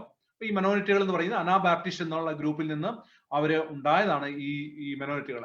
അപ്പോൾ രക്ഷ മനസ്സിലാക്കാനും സ്വീകരിക്കാനും കഴിവുള്ളവർക്കുള്ള വിശ്വാസത്തിന്റെ പ്രകടനമായിട്ട് നടത്തുന്ന ഒന്നാണ് സ്നാനമെന്ന് അവർ പഠിപ്പിച്ചു. അവർ പറഞ്ഞു അത് ജ്ഞാന സ്നാനം എന്ന് പറഞ്ഞു കഴിഞ്ഞാൽ ജ്ഞാനം അല്ലെങ്കിൽ അറിവ് അല്ലെങ്കിൽ വചനത്തിലുള്ള ഒരു അറിവ് വന്നു കഴിയുമ്പോൾ എടുക്കേണ്ട ഒരു കാര്യമാണ് സ്നാനം എന്നുള്ളത് അവർ പഠിപ്പിച്ചു. പക്ഷെ സഭ ഇതിന് അല്ലെങ്കിൽ അന്നത്തെ റോമൻ സഭ ഈ ഒരു വിശ്വാസം അല്ലെങ്കിൽ ഈ ഒരു പഠിപ്പീരിന് എതിരായിരുന്നു. സഭ ഈ വിശ്വാസത്തിന്റെ പേരിൽ ധാരാളം പേരെ പീഡിപ്പിക്കുകയും കൊല്ലുകയും ചെയ്തു. അപ്പം 1681 ഇംഗ്ലണ്ട് ക്വേക്കറായ വില്യം പെന്നിൻ ചാൾസ് 2 രാജാവിൽ നിന്നും അമേരിക്കയിൽ ഒരു വലിയൊരു ഭൂപ്രദേശം ലഭിക്കുവാനായിട്ട് ഇടയായി. ഈ ഭൂപ്രദേശം മതപരവും പൗരസ്വാതന്ത്ര്യമുള്ളതുമായ സ്ഥലമാകുന്ന പെൻ ഉടനെ തന്നെ പ്രഖ്യാപിച്ചു. അപ്പോൾ ജർമ്മൻ നദീതീരത്ത് താമസിക്കുന്ന അനാബാപ്റ്റിസ്റ്റുകൾ ഇതിനെക്കുറിച്ച് കേൾക്കുകയും അപ്പോൾ അങ്ങനെ 1683 ആദ്യത്തെ ഒരു സംഘം പെൻസിൽവാനിയ സ്റ്റേറ്റ് എന്നറിയപ്പെടുന്ന സ്ഥലത്ത് അവർ സ്ഥിര താമസമാക്കുകയും ചെയ്തു. അവർ പെൻസിൽവാനിയ ഡച്ച് എന്നാണ് ഇവര് അറിയപ്പെട്ടത്. തീർച്ചയായും ക്വേക്കർമാരും മറ്റുള്ളവരും ഈ പുതിയ ലോകത്തിൽ പീഡനത്തിൽ നിന്ന് രക്ഷപ്പെടുവാനായിട്ട് എത്തിപ്പെട്ടു. അപ്പോൾ നമുക്കറിയാം ഇംഗ്ലണ്ടിൽ പീഡനം അല്ലെങ്കിൽ പ്രത്യേകിച്ച് റോമൻ സഭയുടെ പീഡനത്തിൽ നിന്നും രക്ഷപ്പെടുവാനായിട്ട് പോയ ആൾക്കാരാണ് അല്ലെങ്കിൽ പ്രത്യേകിച്ചും ഒരു റിഫോർമേഷന്റെ അല്ലെങ്കിൽ നവോത്ഥാനത്തിന്റെ സമയത്ത് രക്ഷപ്പെടുവാനായിട്ട് പോയ ആൾക്കാരാണ് ഈ അമേരിക്കയിലേക്ക് പോയത് എന്നുള്ളതാണ് നമ്മൾ മനസ്സിലാക്കുന്നത്. പ്രത്യേകിച്ച് അമേരിക്ക എന്ന് പറഞ്ഞു കഴിഞ്ഞാൽ ഒരു പോപ്പുലേറ്റഡ് പ്ലേസ് അല്ലായിരുന്നു, അല്ലെങ്കിൽ വളരെ ചുരുക്കിയ ആൾക്കാരായിരുന്നു അവിടെ താമസിച്ചുകൊണ്ടിരുന്നത്. അപ്പോൾ ഭൂമി തുണ നിന്നു എന്ന് പറയുന്നത് എന്താണ്? ഭൂമി അമേരിക്കൻ ഐക്യ നാടുകളിൽ നിന്നാണ് പ്രത്യേകിച്ചും പ്രൊട്ടക്ഷൻ സഭാവിഭാഗങ്ങളെല്ലാം തന്നെ എമേർജ് ചെയ്ത് വന്നത്. അവരെന്നിട്ട് ലോകത്തിന്റെ അനേക ഭാഗങ്ങളിലേക്ക് മിഷണറിമാരെ അയക്കുന്നതെല്ലാമായിട്ട് നമ്മൾ കാണുന്നുണ്ട്. നമ്മുടെ ഇന്ത്യയിലെല്ലാം വന്ന വില്യം കാരി എന്നുള്ളതെല്ലാം അമേരിക്കയിൽ നിന്ന് വന്നതാണ്. അപ്പൊ അനേക സ്ഥലങ്ങളിലേക്ക് അവർ മിഷണറിമാരെ അയച്ചിട്ടുണ്ട്. പക്ഷെ പല സമയങ്ങളിലായിട്ട് വീണ്ടും ആ സഭാവിഭാഗങ്ങളിലെല്ലാം കലർപ്പ് വന്നതായിട്ടോ എന്നെല്ലാം നമ്മൾ ചരിത്രത്തിൽ നിന്ന് പഠിക്കുന്നുണ്ട്. ഇനി നമുക്ക് തുറന്നു പഠിക്കാം ദൈവകൽപ്പന പ്രമാണിക്കുന്നവരും യേശുവിന്റെ സാക്ഷ്യമുള്ളവരെയും കുറിച്ച്. അപ്പോൾ യോഹന്നാൻ കണ്ട ദർശനത്തില് ഇപ്രകാരം പറയുന്നു: മഹാസർപ്പം സ്ത്രീയോട് കോപിച്ചതായിട്ടും അതിനുശേഷം ദൈവകൽപ്പന പ്രമാണിക്കുന്നവരോട് യുദ്ധം ചെയ്യുന്നതായിട്ടും ഒക്കെയും യോഹന്നാൻ അവിടെ രേഖപ്പെടുത്തിയിട്ടുണ്ട്. അതെന്താണെന്നുള്ളതാണ് നമ്മൾ പരിശോധിക്കുന്നത്. എന്താണ് ദൈവകൽപ്പന പ്രമാണിക്കുക, എന്താണ് യേശുവിന്റെ സാക്ഷ്യമുള്ളവരായി ജീവിക്കുക എന്നുള്ള ഭാഗമാണ് നമ്മൾ തുടർച്ചയായിട്ട് പഠിക്കാനായിട്ട് പോകുന്നത്. നമുക്ക് വാക്യം വായിക്കാം. വെളിപ്പാട് 12:17. മഹാസർപ്പം സ്ത്രീയോട് കോപിച്ചു, ദൈവകൽപ്പന പ്രമാണിക്കുന്നവരും യേശുവിന്റെ സാക്ഷ്യമുള്ളവരുമായി അവരുടെ സന്തതി ശേഷിപ്പുള്ളവരോട് യുദ്ധം ചെയ്യുവാൻ പുറപ്പെട്ടു. അവൻ കടൽപ്പുറത്തെ മണൽമേൽ നിൽക്കുന്നു എന്നവിടെ കാണാം. എന്താണ് ഇവിടെ ദൈവകൽപ്പന എന്നുകൊണ്ട് ഇവിടെ ഉദ്ദേശിക്കുന്നത്? ഒട്ടുമിക്ക ക്രിസ്ത്യാനികളും എന്ന് പറയുന്നത് നമ്മൾ ദൈവത്തിന്റെ കൽപ്പനയ്ക്ക് പ്രാധാന്യം കൊടുക്കേണ്ടതില്ല, അല്ലെങ്കിൽ 10 കൽപ്പന പ്രത്യേകമായിട്ടും 10 കൽപ്പനകൾക്ക് പ്രാധാന്യം കൊടുക്കേണ്ടതില്ല. അത് നമ്മൾ 10 കൽപ്പന എന്നൊക്കെ പറഞ്ഞാൽ അത് പഴയ നിയമത്തിന്റെ കെട്ടുപാടുകളാണ്. പുതിയ നിയമ ക്രിസ്ത്യാനികൾ 10 കൽപ്പന അനുസരിക്കേണ്ട എന്നൊക്കെയും ഇന്ന് ആളുകൾ ധാരാളമായിട്ട് പറയാറുണ്ട്. അതിനുവേണ്ടി അവർ പറയാറുള്ളത് ദൈവം 2 പുതിയ കൽപ്പനകൾ നമുക്ക് തന്നിരിക്കുന്നു. അത് നമ്മൾ സ്നേഹിച്ചാൽ മതി. ദൈവമായ കർത്താവിനെ നമ്മൾ സ്നേഹിക്കുക, പിന്നെ കൂട്ടുകാരനെ നിന്നെ പോലെ 2 സ്നേഹിക്കുക. ഈ 2 കൽപ്പനകളിൽ 10 കൽപ്പന ഒതുങ്ങിപ്പോയി എന്നൊക്കെയും അനേകം ആളുകൾ വാദിക്കാറുണ്ട്. ഒരു വാക്യം വായിക്കാം. മത്തായിയുടെ സുവിശേഷം 22-ാം അധ്യായം 36 തൊട്ട് 39 വരെ. ഗുരു, ന്യായപ്രമാണത്തിൽ ഏത് കൽപ്പന വലുത് എന്ന് ചോദിച്ചു. യേശു അവനോട്, നിന്റെ ദൈവമായ കർത്താവിനെ നീ പൂർണ്ണ ഹൃദയത്തോടും പൂർണ്ണ ആത്മാവോടും പൂർണ്ണ മനസ്സോടും കൂടി സ്നേഹിക്കണം. ഇതാകുന്നു വലുതും ഒന്നാമത്തേതുമായ കൽപ്പന. 2-ാമത്തേതും അതിനോട് സമം. കൂട്ടുകാരനെ നിന്നെപ്പോലെ തന്നെ സ്നേഹിക്കണം. അപ്പോൾ ഈ രണ്ട് വാക്യങ്ങളെ ഉപയോഗിച്ചുകൊണ്ട് ആളുകൾ പറയാറുണ്ട്, ദൈവമായ കർത്താവ് ഇതാ 10 കൽപ്പന 2 ചുരുക്കിയിരിക്കുന്നു, അതുകൊണ്ട് നമ്മൾ ഇനി 10 കൽപ്പന അനുസരിക്കേണ്ടതില്ല എന്നൊക്കെയും ആളുകൾ പറയാറുണ്ട്. പക്ഷെ നമ്മൾ കണ്ടതാണ്, ഇവിടെ ഈ അന്ത്യകാലം ആകുമ്പോഴേക്കും ദൈവസഭയുടെ ഒരു പ്രധാനപ്പെട്ട പ്രത്യേകത എന്ന് പറയുന്നത് അവർ ദൈവകൽപ്പന പ്രമാണിക്കുന്നവരായിരിക്കണം. ഒരു കാരണവശാലും ദൈവം ഇവിടെ 10 കൽപ്പനയെ ചുരുക്കിയിട്ട് 2 ഒരു കൽപ്പന നമുക്ക് തന്നിരിക്കുകയല്ല ചെയ്തിരിക്കുന്നത്. പകരം എന്താണ്, പണ്ട് ആവർത്തന പുസ്തകങ്ങളിലും ലേവ്യ പുസ്തകങ്ങളിലും പറഞ്ഞിരിക്കുന്നതായ 2 കാര്യങ്ങളെ കർത്താവ് ഇവിടെ എടുത്ത് പറയുക മാത്രമാണ് ചെയ്തത്. നിന്റെ ദൈവമായ കർത്താവിനെ പൂർണ്ണ ഹൃദയത്തോടും പൂർണ്ണ ആത്മാവോടും പൂർണ്ണ മനസ്സോടും കൂടി പ്രകാരമാണ് നമ്മൾ സ്നേഹിക്കേണ്ടത്. നമ്മൾ 10 കൽപ്പനകളെ ആദ്യത്തെ 4 കൽപ്പന അനുസരിക്കുമ്പോൾ അത് നമ്മൾ പൂർത്തീകരിക്കാൻ നമുക്ക് സാധിക്കും. അതുപോലെ എപ്രകാരമാണ് കൂട്ടുകാരനെ നിന്നെപ്പോലെ തന്നെ സ്നേഹിക്കുക എന്നുകൊണ്ട് ഉദ്ദേശിക്കുന്നത്, നമ്മൾ അവസാനത്തെ 6 കൽപ്പനകളും പാലിക്കുമ്പോൾ കൂട്ടുകാരനെ നിന്നെപ്പോലെ തന്നെ സ്നേഹിക്കുക എന്നതും പൂർത്തീകരിക്കാൻ നമുക്ക് സാധിക്കും. ഇത് രണ്ടും പുതിയ കൽപ്പന അല്ല എന്നുള്ളതാണ് നമ്മൾ മനസ്സിലാക്കേണ്ടത്. കാരണം അന്ത്യകാല സഭയുടെ ഒരു പ്രധാനപ്പെട്ട ക്വാളിറ്റി എന്ന് പറയുന്നത് അവർ ദൈവകൽപ്പനയ്ക്ക് പ്രാധാന്യം കൊടുക്കുന്നവരും 10 കൽപ്പനയും അത് അവരുടെ ജീവിതത്തിലേക്ക് സ്വായത്തമാക്കുന്നവരുമാണ് എന്നുള്ളതാണ് മനസ്സിലാക്കേണ്ടത്. ഇത് കൂടുതലായിട്ട് മനസ്സിലാക്കണമെന്നുണ്ടെങ്കിൽ നമ്മൾ യോഹന്നാൻ 5:37 അതുപോലെ പുറപ്പാട് 24:10, നെഹമ്യാവ് 9-ാം അധ്യായം 6 തൊട്ട് 14 വരെ, അപ്പോസ്തല പ്രവൃത്തികൾ 7:38, 1 കൊരിന്ത്യർ 10:1 തൊട്ട് 4 വരെ എന്നുള്ള വാക്യങ്ങൾ വായിക്കുമ്പോൾ നമുക്ക് മനസ്സിലാകും. ഞങ്ങൾ നേരത്തെ ഇന്ന് വെബിനാർ ചെയ്തതാണ്, ക്രിസ്ത്യാനികൾക്ക് കൽപ്പനകളെ അനുസരിക്കുവാൻ ബാധ്യസ്ഥരാണോ എന്നുള്ള വിഷയത്തിൽ നമ്മൾ നേരത്തെ ഞങ്ങൾ വെബിനാർ ചെയ്തതാണ്. അത് കണ്ടു കഴിഞ്ഞാൽ കൂടുതലായിട്ട് മനസ്സിലാവുന്നതായിരിക്കും. ഇനി അടുത്ത പ്രധാനപ്പെട്ട ഭാഗം എന്ന് പറയുന്നത് യേശുവിന്റെ സാക്ഷ്യമുള്ളവരായിരിക്കണം. നമുക്കൊന്ന് വായിക്കാം. വെളിപാട് പുസ്തകം 19-ാം അധ്യായം 10-ാം വാക്യം. യേശുവിന്റെ സാക്ഷ്യമോ പ്രവചനത്തിന്റെ ആത്മാവ് തന്നെ എന്ന് പറഞ്ഞു. അപ്പോൾ ദൈവസഭയുടെ 2 പ്രധാനപ്പെട്ട ക്വാളിറ്റിയാണ് പറഞ്ഞത്. ഒന്ന് അവര് ദൈവകൽപ്പനകളെ അനുസരിക്കുന്നവരും പിന്നീട് പ്രവചനത്തിന്റെ സാക്ഷ്യമുള്ളവരും പ്രവചനത്തിന്റെ ആത്മാവുള്ളവരും ആയിരിക്കണം എന്നുള്ളതാണ് മനസ്സിലാക്കേണ്ടത്. അപ്പൊ നമ്മൾ ഇതിന്റെ ഇത് നോക്കുകയാണെന്നുണ്ടെങ്കിൽ ദൈവസഭയുടെ 2 പ്രധാനപ്പെട്ട സവിശേഷത കണ്ടു. അത് ദൈവകൽപ്പന അനുസരിക്കുന്നവരായിരിക്കണം, കർത്താവിന്റെ സാക്ഷ്യമുള്ളവരായിരിക്കണം. അത് മാത്രവുമല്ല, അവര് ഒരു ഗ്ലോബൽ ചർച്ച ആയിരിക്കണം. ദൈവസഭ എന്ന് പറയുമ്പോൾ അത് ഒരു ഗ്ലോബൽ ചർച്ച ആയിരിക്കണം. അല്ലെങ്കിൽ ഏതെങ്കിലും ഒരു ഏരിയയെ മാത്രം ഫോക്കസ് ചെയ്തുകൊണ്ട് പ്രവർത്തിക്കുന്ന സഭയായിരിക്കരുത്. അത് ലോകമെമ്പാടും സ്വാധീനമുള്ള, കാരണം ദൈവത്തിന്റെ കൽപ്പന അനുസരിച്ച് സകല ജാതികളോടും ഭാഷയോടും ഗോത്രത്തോടും സാക്ഷീകരിക്കേണ്ടതായ സുവിശേഷമാണിത്. അപ്പൊ എല്ലാ മനുഷ്യർക്കും, മനുഷ്യനായി പറഞ്ഞ ഏതൊരു വ്യക്തിക്കും, ഭൂമിയിൽ ജീവിക്കുന്ന ഏതൊരു വ്യക്തിക്കും അറിയേണ്ടതായിട്ടുണ്ട് ഈ സുവിശേഷത്തെ. എല്ലാ വ്യക്തികളുടെ മുമ്പാകെ ഈ സുവിശേഷം ഘോഷിക്കപ്പെടേണ്ടതായിട്ടുണ്ട്. അപ്പോൾ ആ ദൈവസഭ എന്ന് പറയുമ്പോൾ അവര് ഈ സുവിശേഷം പ്രഘോഷിക്കുന്നതിൽ വളരെ താല്പര്യമുള്ളവരായിരിക്കണം എന്നുള്ളതാണ് നമ്മൾ മനസ്സിലാക്കേണ്ടത്. മറ്റൊരു പ്രധാനപ്പെട്ട കാര്യം എന്ന് പറയുന്നത്. അത് മാത്രമല്ല, വെളിപാട് പുസ്തകം 14-ാം അധ്യായത്തിൽ പറഞ്ഞിരിക്കുന്നതായ ത്രിവിധ ദൂതുകൾ, മെസ്സേജുകൾ, അതാണ് 3 മാലാഖമാരുടെ ദൂതുകളെ പറ്റി വെളിപാട് പുസ്തകം 14-ാം അധ്യായത്തിൽ പറയുന്നുണ്ട്. അതിനെയും കൃത്യമായി പ്രഘോഷിക്കുന്നവരായിരിക്കണം ദൈവസഭ എന്ന് പറയുന്നത്. മറ്റൊരു അവസരം കിട്ടുകയാണെന്നുണ്ടെങ്കിൽ നമുക്ക് ഈ വിഷയത്തിൽ പ്രത്യേകമായും ഞങ്ങൾ വെബിനാർ എടുക്കുന്നതായിരിക്കും. അപ്പൊ ഇതെല്ലാം ഉണ്ടെങ്കിൽ മാത്രമേ ദൈവസഭയാണ് എന്ന് പറയുന്നതുകൊണ്ട് കാര്യമുള്ളൂ. അവർ പ്രവചനത്തിന്റെ ആത്മാവുള്ളവരായിരിക്കണം, ദൈവകൽപ്പന അനുസരിക്കുന്നവരായിരിക്കണം, സുവിശേഷം ഘോഷിക്കുന്നവരായിരിക്കണം, ആഗോള വ്യാപകമായിട്ട് സാമീപ്യമുള്ള സഭയായിരിക്കണം ദൈവസഭ എന്ന് പറയുന്നത്. വെളിപാട് പുസ്തകം 10-ാം അധ്യായം അതിന്റെ 11 വായിക്കുമ്പോൾ അവൻ എന്നോട് നീ ഇനിയും അനേകം വംശങ്ങളെയും ജാതികളെയും ഭാഷകളെയും രാജകുമാരെയും കുറിച്ച് പ്രവചിക്കേണ്ടി വരും എന്ന് പറഞ്ഞു. അപ്പോൾ ദൈവസഭയ്ക്ക് പ്രവചനത്തിന്റെ ആത്മാവും ഉണ്ടായിരിക്കണം. എങ്കിൽ മാത്രമേ അവർക്കത് പൂർത്തീകരിക്കാനായിട്ട് സാധിക്കത്തുള്ളൂ. 10 കൽപ്പന എന്ന് പറയുമ്പോൾ ശബദ് ഉൾപ്പെടെയുള്ള എല്ലാ കൽപ്പനകളെയും തുല്യ പ്രാധാന്യത്തോടുകൂടി അനുസരിക്കുന്നവരായിരിക്കണം എന്നുള്ളതാണ് മനസ്സിലാക്കേണ്ടത്. നമ്മൾ ഈ വെബിനാറിന്റെ അടുത്ത സെഷനിലേക്ക് നമ്മൾ പോവുകയാണ്. നമ്മൾ ആദ്യത്തെ സെഷനിൽ എന്താണ് ദൈവസഭ എന്നുള്ള ഭാഗം നമ്മൾ കണ്ടു. ഇനി എപ്രകാരമാണ് ബാബിലോണിയ സഭ എന്നുള്ളതിനെ പറ്റി നമ്മൾ തുറന്നു പഠിക്കുമ്പോൾ നമുക്ക് മനസ്സിലാവുന്നതായിരിക്കും. ഇതുവരെ നമ്മൾ വെളിപ്പാടിന്റെ 12-ാം അധ്യായത്തിൽ കാണുന്ന സ്ത്രീ അല്ലെങ്കിൽ സത്യസഭയെ കുറിച്ച് പഠിച്ചു. ഇനി വെളിപ്പാട് 17-ാം അധ്യായത്തിൽ കാണുന്ന വേശ്യ സ്ത്രീ അല്ലെങ്കിൽ തെറ്റായ സഭയെ കുറിച്ച് നമുക്ക് നോക്കാം. 17-ാം അധ്യായത്തിലെ 1 മുതൽ 3 വരെയുള്ള വാക്യങ്ങൾ നമുക്ക് നോക്കാം. പിന്നെ 7 കലശമുള്ള 7 ദൂതന്മാരിൽ ഒരുവൻ എന്നോട് സംസാരിച്ചു, വരിക, ഭൂമിയിലെ രാജാക്കന്മാരോട് വേശ്യാവൃത്തി ചെയ്ത് തൻ്റെ വേശ്യാവൃത്തിയുടെ മദ്യത്താൽ ഭൂവാസികളെ മത്തരാക്കിയവളായി പെരുവെള്ളത്തിന് മീതെ ഇരിക്കുന്ന മഹാവേശിയുടെ ന്യായവിധി ഞാൻ കാണിച്ചു തരാം എന്ന് പറഞ്ഞു. അവൻ എന്നെ ആത്മാവിൽ മരുഭൂമിയിലേക്ക് കൊണ്ടുപോയി. അപ്പോൾ 7 തലയും 10 കൊമ്പും ഉള്ളതായി ദൂഷണ നാമങ്ങൾ നിറഞ്ഞ് കടും ചുവപ്പുള്ള ഒരു മൃഗത്തിന്മേൽ ഒരു സ്ത്രീ ഇരിക്കുന്നത് ഞാൻ കണ്ടു. യോഹന്നാൻ വെളിപ്പാട് 12 കണ്ടതിൽ നിന്നും തികച്ചും വ്യത്യസ്തമായ ഒരു സ്ത്രീയാണ് ഇവിടെ കാണുന്നത്. ഇവിടെ മഹാവേശ്യ എന്നാണ് ഇവിടെ വിളിക്കുന്നത്. അതുപോലെ വേശ്യാവൃത്തിയുടെ മദ്യത്താൽ ഭൂവാസികളെ മത്തരാക്കി എന്നാണ് ഇവിടെ പറയുന്നത്. ഈ സ്ത്രീ എന്നാൽ ഒരു സഭയാണെന്ന് നമ്മൾ നേരത്തെ പഠിച്ചു. വേശ്യ സ്ത്രീയുടെ എന്ന് പറഞ്ഞാൽ തെറ്റായ സഭയാണെന്ന് അതുകൊണ്ട് നമുക്കറിയാം.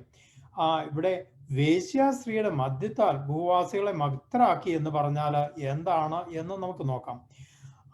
മദ്യം ഫെർമെന്റേഷൻ അല്ലെങ്കിൽ പുളിപ്പിക്കുന്നതിലൂടെയാണ് ഉണ്ടാക്കുന്നതെന്ന് നമുക്കറിയാം. ബൈബിൾ അനുസരിച്ച് പുളിപ്പ് എന്തിനെ സൂചിപ്പിക്കുന്നു എന്ന് നമുക്ക് തിരുവെഴുത്തിലൂടെ നമുക്ക് നോക്കാം. ആദ്യം നമുക്ക് മത്തായിയുടെ സുവിശേഷം 12-ാം അധ്യായം 6ഉം 12ഉം വാക്യങ്ങൾ നമുക്ക് നോക്കാം. 12-ാം അധ്യായമാണ് കേട്ടോ. 12-ാം അധ്യായം അത് നമുക്ക് 6-ാം വാക്യം ഇങ്ങനെ കാണാം. എന്നാൽ യേശു അവരോട്, നോക്കുവിൻ, പരീശന്മാരുടെയും സദൂക്കിയരുടെയും പുളിമാവ് സൂക്ഷിച്ചു കൊള്ളുവിൻ എന്ന് പറഞ്ഞു. അങ്ങനെ അപ്പത്തിന്റെ പുളിമാവല്ല, പരീശന്മാരുടെയും സകലരുടെയും ഉപദേശമത്രയും സൂക്ഷിച്ചു കൊള്ളുവാൻ അവൻ എന്ന് പറഞ്ഞു എന്ന് അവർ ഗ്രഹിച്ചു. ഇതിൽ നിന്നും വെളിപ്പാട് 17 പറയുന്ന വേശ്യാസ്ത്രീ തെറ്റായ ഉപദേശം കൊടുക്കുന്ന സഭയാണെന്ന് നമുക്ക് മനസ്സിലാക്കാം. ഈ അധ്യായത്തിലെ പ്രധാന കഥാപാത്രങ്ങൾ വേശ്യാസ്ത്രീ അല്ലെങ്കിൽ തെറ്റായ ഉപദേശങ്ങളുള്ള ഒരു സഭ, മൃഗം അല്ലെങ്കിൽ പൊളിറ്റിക്കൽ പവർ, കുഞ്ഞാട് അല്ലെങ്കിൽ യേശുക്രിസ്തു എന്നിവരാണെന്ന് നമുക്ക് മനസ്സിലാക്കാം. അതുപോലെ തന്നെ ആ സ്ത്രീ ഇരിക്കുന്ന മൃഗത്തിന്മേലാണ് ഇരിക്കുന്നത്. അതായത് പൊളിറ്റിക്കൽ പവറും ഇതും സഭ ദൈവത്തിന്റെ സഭയും ഒന്നിച്ചുള്ള ഒരു ശക്തിയാണെന്ന് നമുക്ക് മനസ്സിലാക്കാൻ സാധിക്കും.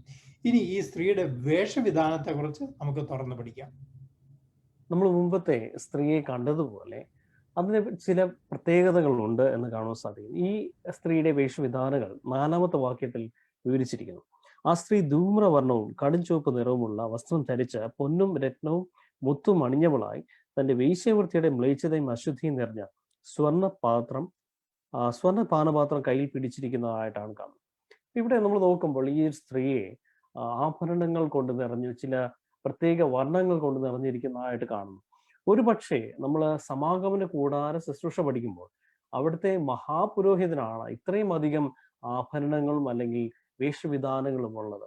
അപ്പൊ ഈ സ്ത്രീയെ സമാഗമന കൂടാരത്തിന്റെ മഹാപുരോഹിതനെ അല്ലെങ്കിൽ ഇമിറ്റേറ്റ് ചെയ്യാൻ അല്ലെങ്കിൽ അത് ആ ഒരു സ്ഥാനം കൈയടക്കുവാൻ ശ്രമിക്കുന്ന രീതിയിൽ അണിഞ്ഞിരിക്കുന്നത് പോലെ തോന്നിയേക്കാം. നമുക്ക് മഹാപുരോഹിതന്റെ വേഷവിധാനത്തെ കുറിച്ച് പുറപ്പാട് പുസ്തകം 28-ാമത്തെ അധ്യായത്തിൽ സവിസ്തരം വിവരിക്കുന്നു. അതില് പതക്കം, എഫോദ്, നീലക്കുപ്പായം, ചിത്രത്തൈയിലുള്ള നിലയങ്കി, മുടി, നടുക്കെട്ട് എന്നിവയാണ് മഹാപുരോഹിതന്റെ വേഷവിധാനം. അതിൽ പ്രത്യേക ചില നിറങ്ങൾ കൂടെയുണ്ട്. അതിന് പൊന്നുണ്ട്, നീല നിറമുണ്ട്, ധൂമ്ര നിറമുണ്ട്, ചുവപ്പ് നിറമുണ്ട്.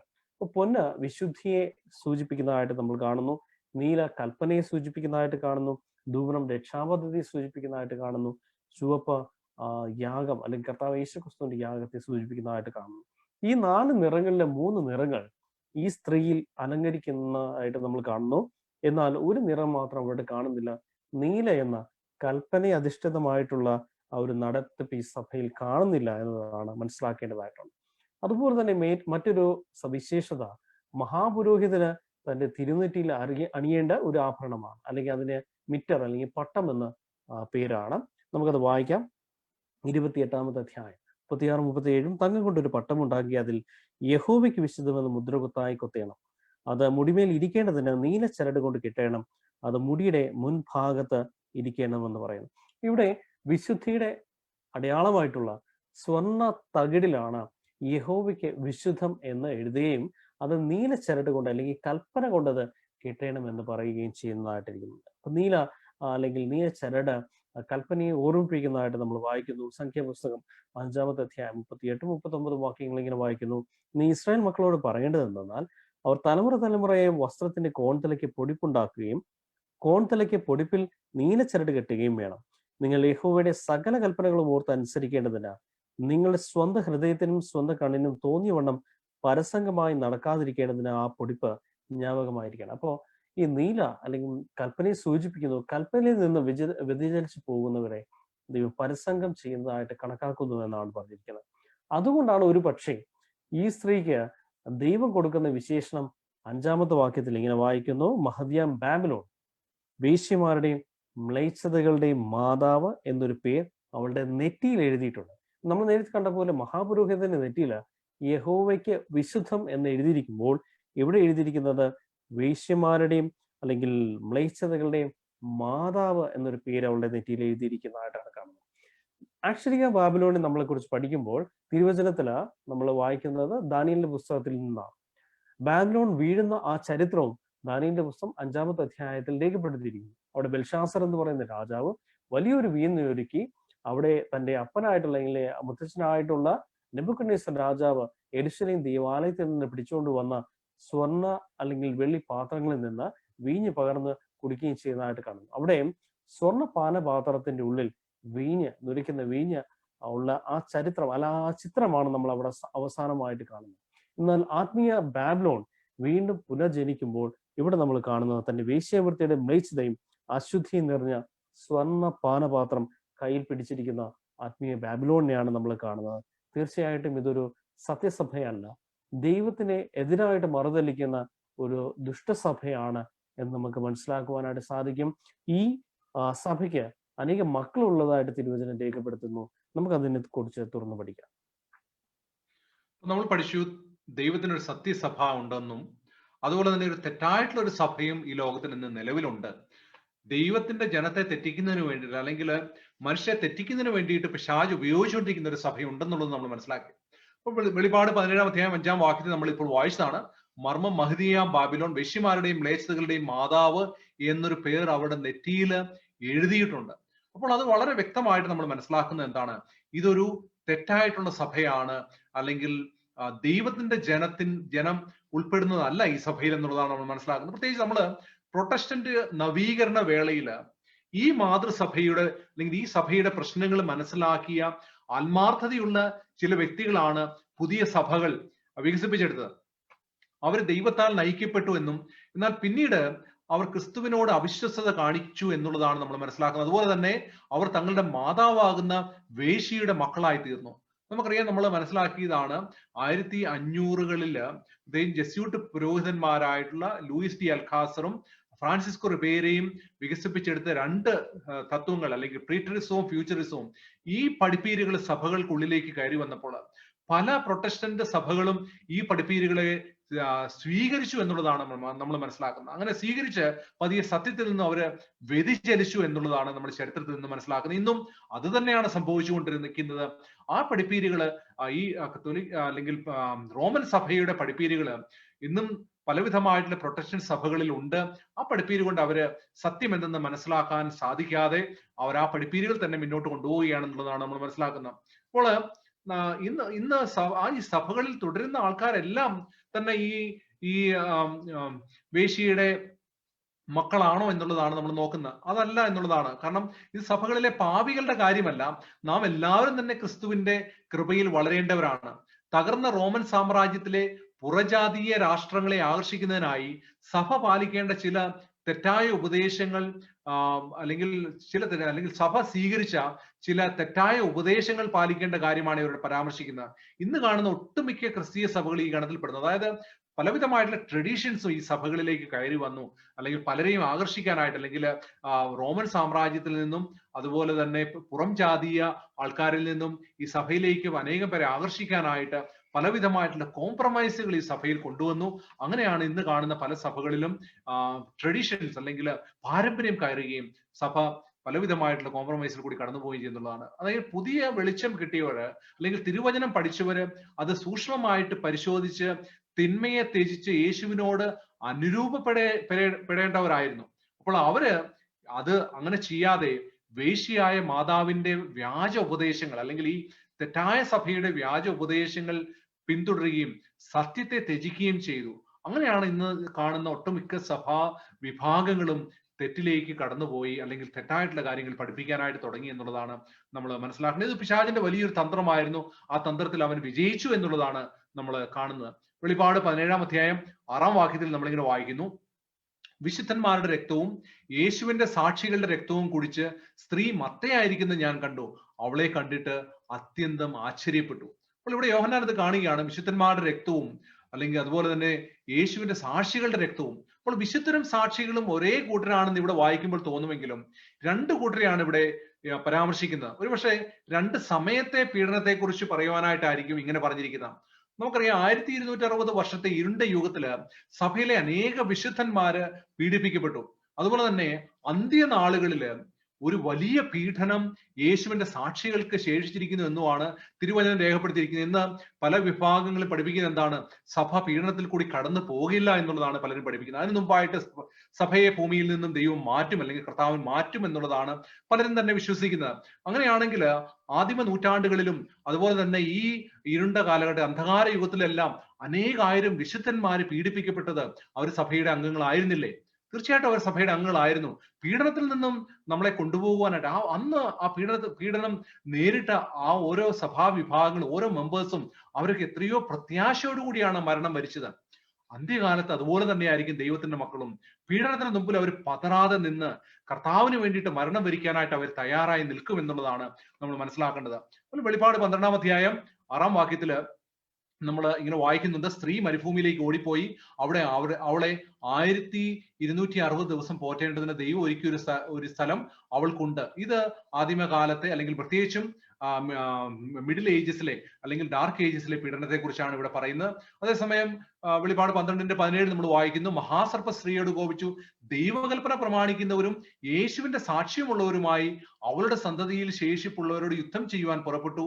അവർ കടൽപ്പുറത്തെ മണലിന്മേൽ നിന്നു. അപ്പോൾ ദൈവകൽപ്പന പ്രമാണിക്കുന്നവരും യേശുവിന്റെ സാക്ഷിയും, നമ്മളിതിപ്പോൾ പഠിച്ചതാണ്. ഇത് സത്യസഭയുടെ ലക്ഷണമാണ്. ഈ രണ്ട് ക്വാളിറ്റീസും സത്യസഭയുടെയാണ്.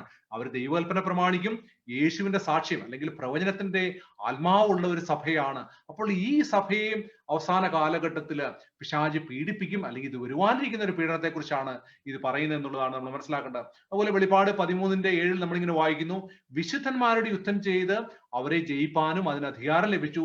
സകല ഗോത്രത്തിന്മേലും വംശത്തിന്മേലും ഭാഷമേലും ജാതിമേലും അധികാരം ലഭിച്ചു. ഇത് വീണ്ടും ഇത് കഴിഞ്ഞ കാലഘട്ടത്തിൽ ഇത് കഴിഞ്ഞ ഒരു സംഭവമാണ് ഈ പീഡനം. പക്ഷെ ഇതേ സമയം വെളിപ്പാട് 13:15 ഇങ്ങനെ വായിക്കുന്നു, മൃഗത്തിന്റെ പ്രതിമ സംസാരിക്കേണ്ടതിനും മൃഗത്തിന്റെ പ്രതിമയെ നമസ്കരിക്കാത്തവരെയൊക്കെയും കൊല്ലിക്കേണ്ടതിനും മൃഗത്തിന്റെ പ്രതിമയ്ക്ക് ആത്മാവിനെ കൊടുപ്പാൻ അതിന് ബലം ലഭിച്ചു. ഇത് നടന്ന സംഭവമല്ല, ഇതിനി നടക്കാനിരിക്കുന്ന സംഭവമാണ്. അങ്ങനെ ഒരു രണ്ട് കാര്യങ്ങൾ ഇവിടെ പറയുമ്പോൾ അല്ലെങ്കിൽ രണ്ട് രീതിയിലുള്ള കാര്യങ്ങളെ കുറിച്ച് പറയുന്നുണ്ട്. അതായത് വിശുദ്ധന്മാരുടെ രക്തവും യേശുവിന്റെ സാക്ഷികളുടെ രക്തവും. വിശുദ്ധന്മാരുടെ ആ രക്തം എന്ന് പറയുമ്പോൾ അത് കഴിഞ്ഞ കാലത്തെ പീഡനവും, യേശുവിന്റെ സാക്ഷികളുടെ രക്തം എന്ന് പറയുമ്പോൾ ഇനി വരാനിരിക്കുന്ന പീഡനവുമാണ് എന്നുള്ളതാണ് നമ്മൾ മനസ്സിലാക്കേണ്ടത്. പിന്നീട് നമ്മൾ താഴോട്ട് പഠിക്കുമ്പോൾ ഇനി ഒരു മർമ്മം വെളിപ്പെട്ട് വരാനായിട്ട് പോവുകയാണ്. ഇനി അതെവിടെയാണ്? വെളിപ്പാട് 17:6-7 നമ്മളിങ്ങനെ വായിക്കുന്നു, അവളെ കണ്ടിട്ട് അത്യന്തം ആശ്ചര്യപ്പെട്ടു. ദൂതൻ എന്നോട് പറഞ്ഞു, നീ ആശ്ചര്യപ്പെടുന്നത് എന്തിന്?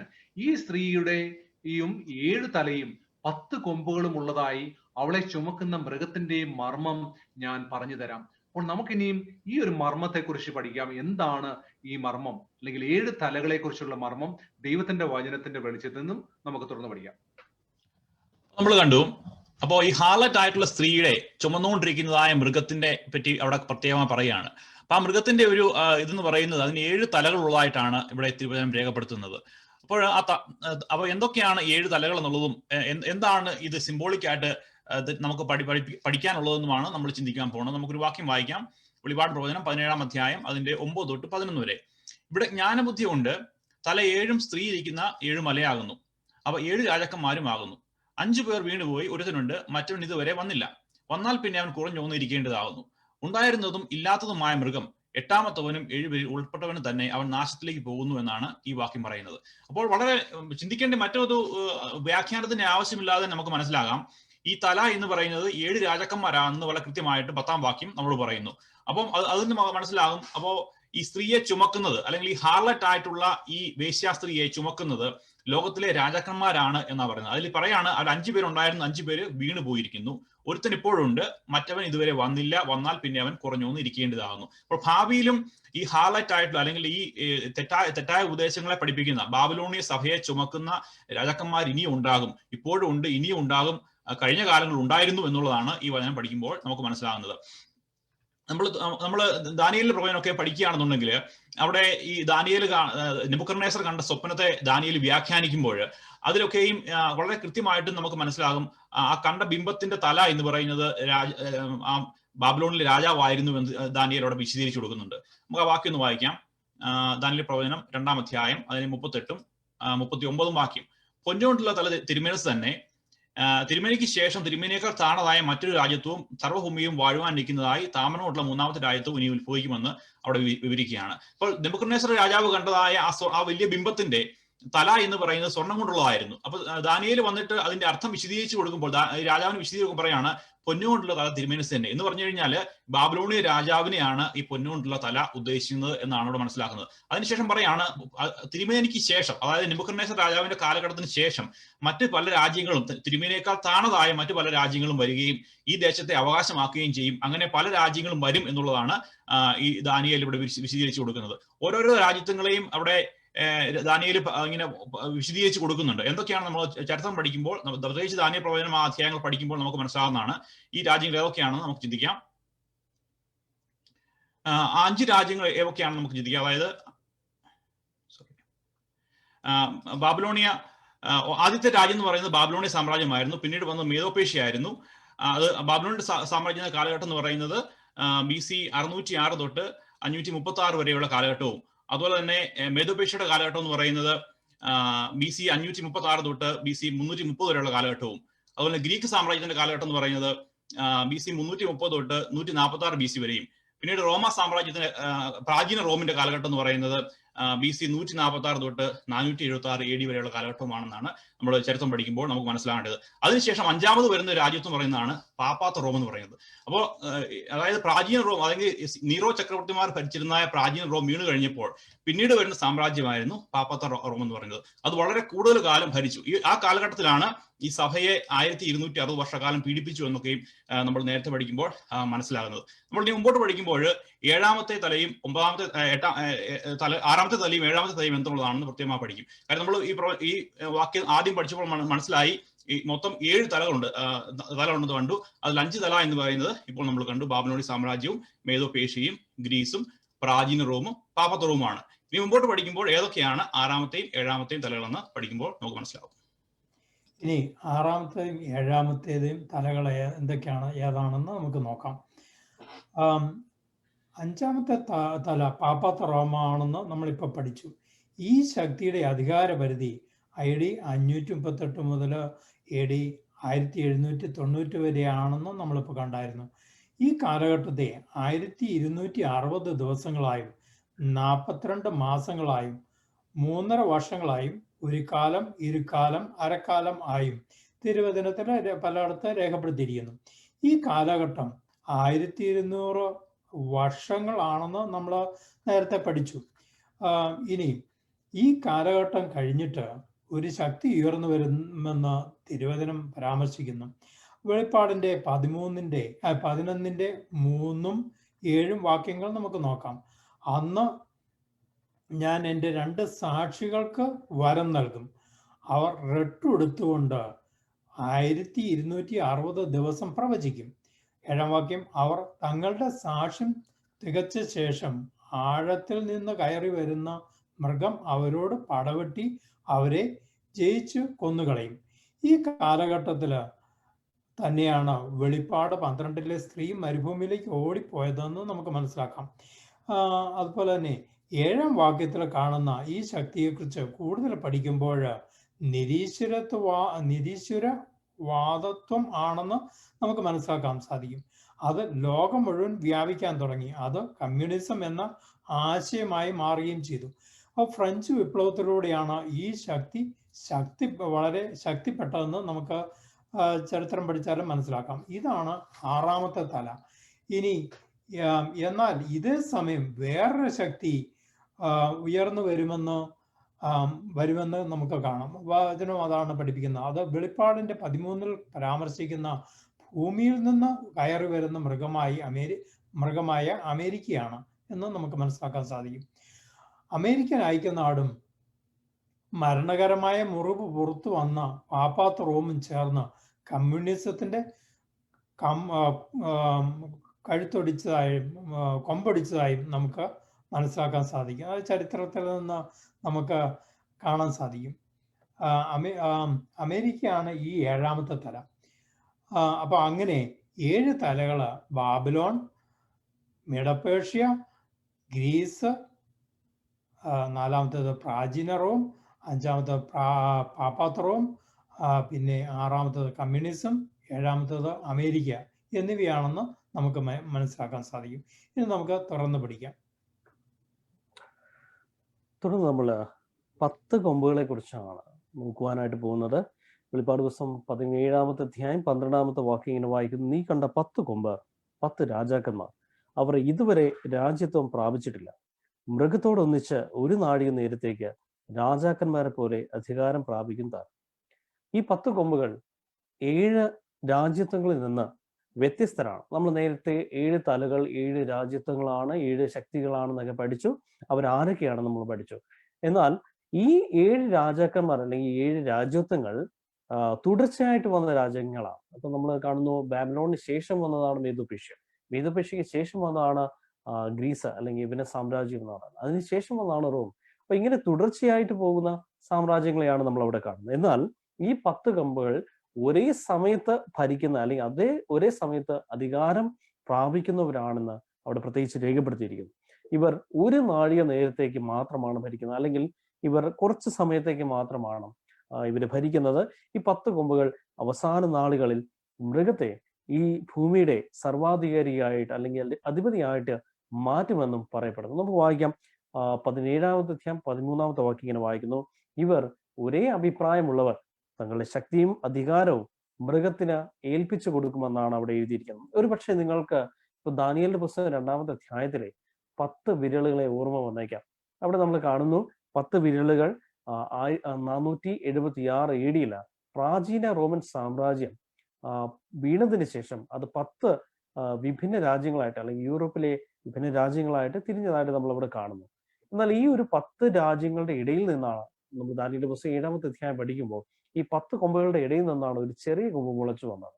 അപ്പൊ ഈ യൂറോപ്യൻ രാജ്യങ്ങളുടെ ഇടയിൽ നിന്നാണ് പാപ്പാത്ത റോം ഉദയം കൊണ്ടതെന്ന് നമുക്ക് കാണാൻ സാധിക്കും. വേറൊരു അർത്ഥത്തിൽ പറയുകയാണെങ്കിൽ ഈ 10 കൊമ്പുകളും കൂടെ ചേർന്നാണ് പോപ്പിന് അവിടുത്തെ യൂറോപ്പിൽ സർവാധികാരം നേടിക്കൊടുത്തത് അല്ലെങ്കിൽ അവരുടെ ഭരണാധികാരിയായിട്ട് മാറ്റിയതെന്ന് നമുക്ക് കാണാൻ സാധിക്കും. ഇതേപോലെ ചരിത്രം വീണ്ടും ആവർത്തിക്കുവാനായിട്ട് പോവുകയാണ്. ഈ 10 കൊമ്പുകൾ അവസാന നാളുകളിൽ ഭൂമിയിലുള്ള സർവ്വ രാജാക്കന്മാരാണെന്ന് നമുക്ക് കാണുവാൻ സാധിക്കും. അവർ ഒരുമിച്ച് കൂടി വന്നിട്ട് ഈ കൊമ്പിനെ അല്ലെങ്കിൽ ഈ ഒരു ശക്തിയെ, പാപ്പാത്ത് റോമിനെ അവരുടെ സർവാധികാരിയാക്കി മാറ്റുന്നതായിട്ട് നമ്മൾ കാണുവാനായിട്ട് സാധിക്കും. നമുക്കൊരു വാക്യം കൂടെ വായിക്കാം.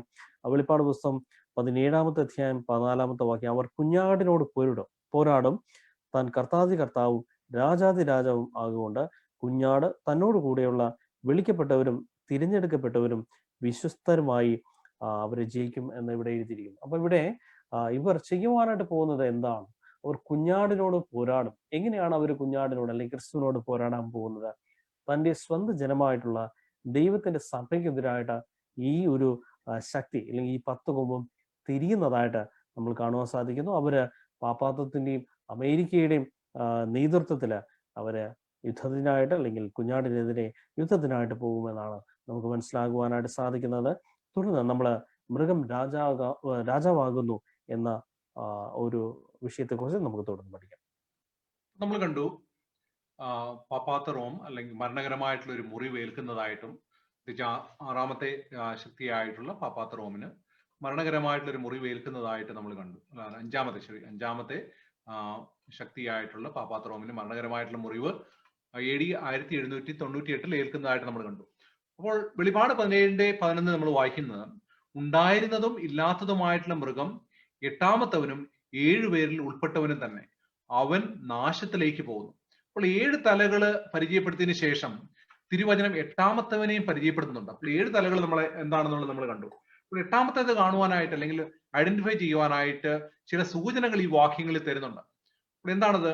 ഉണ്ടായിരുന്നതും ഇല്ലാത്തതുമായിട്ടുള്ള മൃഗം. അപ്പോൾ ഈ മൃഗം നേരത്തെ ഉണ്ടായിരുന്നു, ഇപ്പോൾ ഇല്ലായിരുന്നു പറഞ്ഞു കഴിഞ്ഞാൽ ഇപ്പോൾ ശക്തിയിലല്ല, ഇല്ലാത്ത അതാണ് ഒരു ക്ലൂ. പിന്നെ 2-ാമത്തേന്ന് പറഞ്ഞാൽ 7 പേരിൽ ഉൾപ്പെട്ടതാണ്, അവൻ നാശത്തിലേക്ക് പോകുന്നു.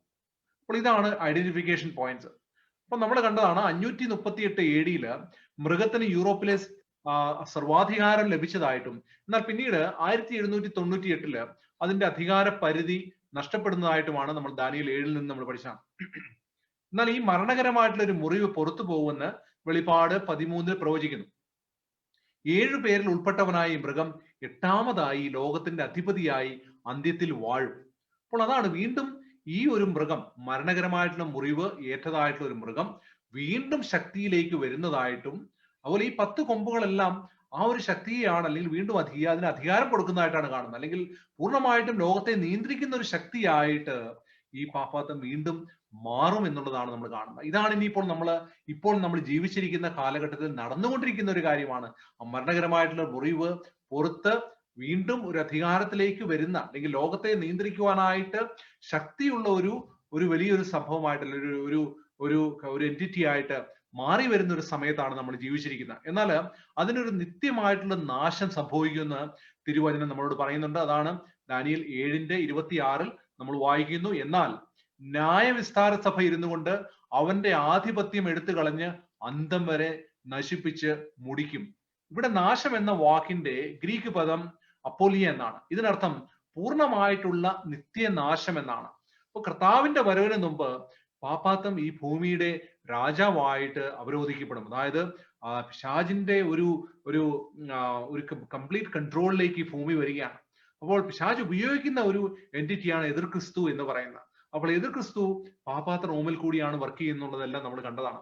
അപ്പോൾ പൂർണ്ണമായിട്ടും ഈ ഭൂമിയെ നിയന്ത്രിക്കുന്ന ഒരു ശക്തിയായിട്ട് അത് മാറും. എന്നാൽ കർത്താവിന്റെ രണ്ടാം വരവെങ്കില് ഈ ശക്തിയെ പൂർണ്ണമായിട്ടും നശിപ്പിച്ചു കളയും എന്നുള്ളതാണ് 2 തെസ്സലോനിക്കർ 2:8 നമ്മൾ വായിക്കുന്നു. അപ്പോൾ അധമമൂർത്തി വെളിപ്പെട്ടു വരും, അവനെ കർത്താവായ യേശു തന്റെ വായിലെ ശ്വാസത്താൽ ഒടുക്കി തന്റെ പ്രത്യക്ഷതയുടെ പ്രഭാവത്താൽ നശിപ്പിക്കും. അപ്പോൾ ഈ ഒരു ശക്തി പൂർണ്ണമായിട്ടും നിലനിൽക്കുന്ന ഒരു ശക്തിയല്ല, അവസാനത്ത് ദൈവം തന്നെ നശിപ്പിച്ച് കളയും എന്നുള്ളതാണ് നമ്മൾ മനസ്സിലാക്കുന്നത്. അപ്പോൾ ഇന്ന് ഈ ഒരു ശക്തിയുടെ അണ്ടറിലാണ് ഇന്നുമുള്ള മിക്ക സഭകളും. അപ്പോൾ ആ ബാബിലോണിയൻ സിസ്റ്റത്തിൽ നിന്ന് വെളിയിൽ വരുവാനായിട്ടാണ് ദൈവത്തിന്റെ ജനത്തെക്കുറിച്ച് ആഗ്രഹിക്കുന്ന. അവസാന നാളുകളിൽ തീർച്ചയായിട്ടും അനേകം പേർ സത്യം മനസ്സിലാക്കി ഈ ബാബിലോണിയൻ സഭയിൽ നിന്നും വെളിയിൽ വന്ന് സത്യസഭയിലേക്ക് ചേരും എന്നുള്ളതാണ് നമ്മുടെ തിരുവചന പ്രകാരം മനസ്സിലാക്കുന്നത്.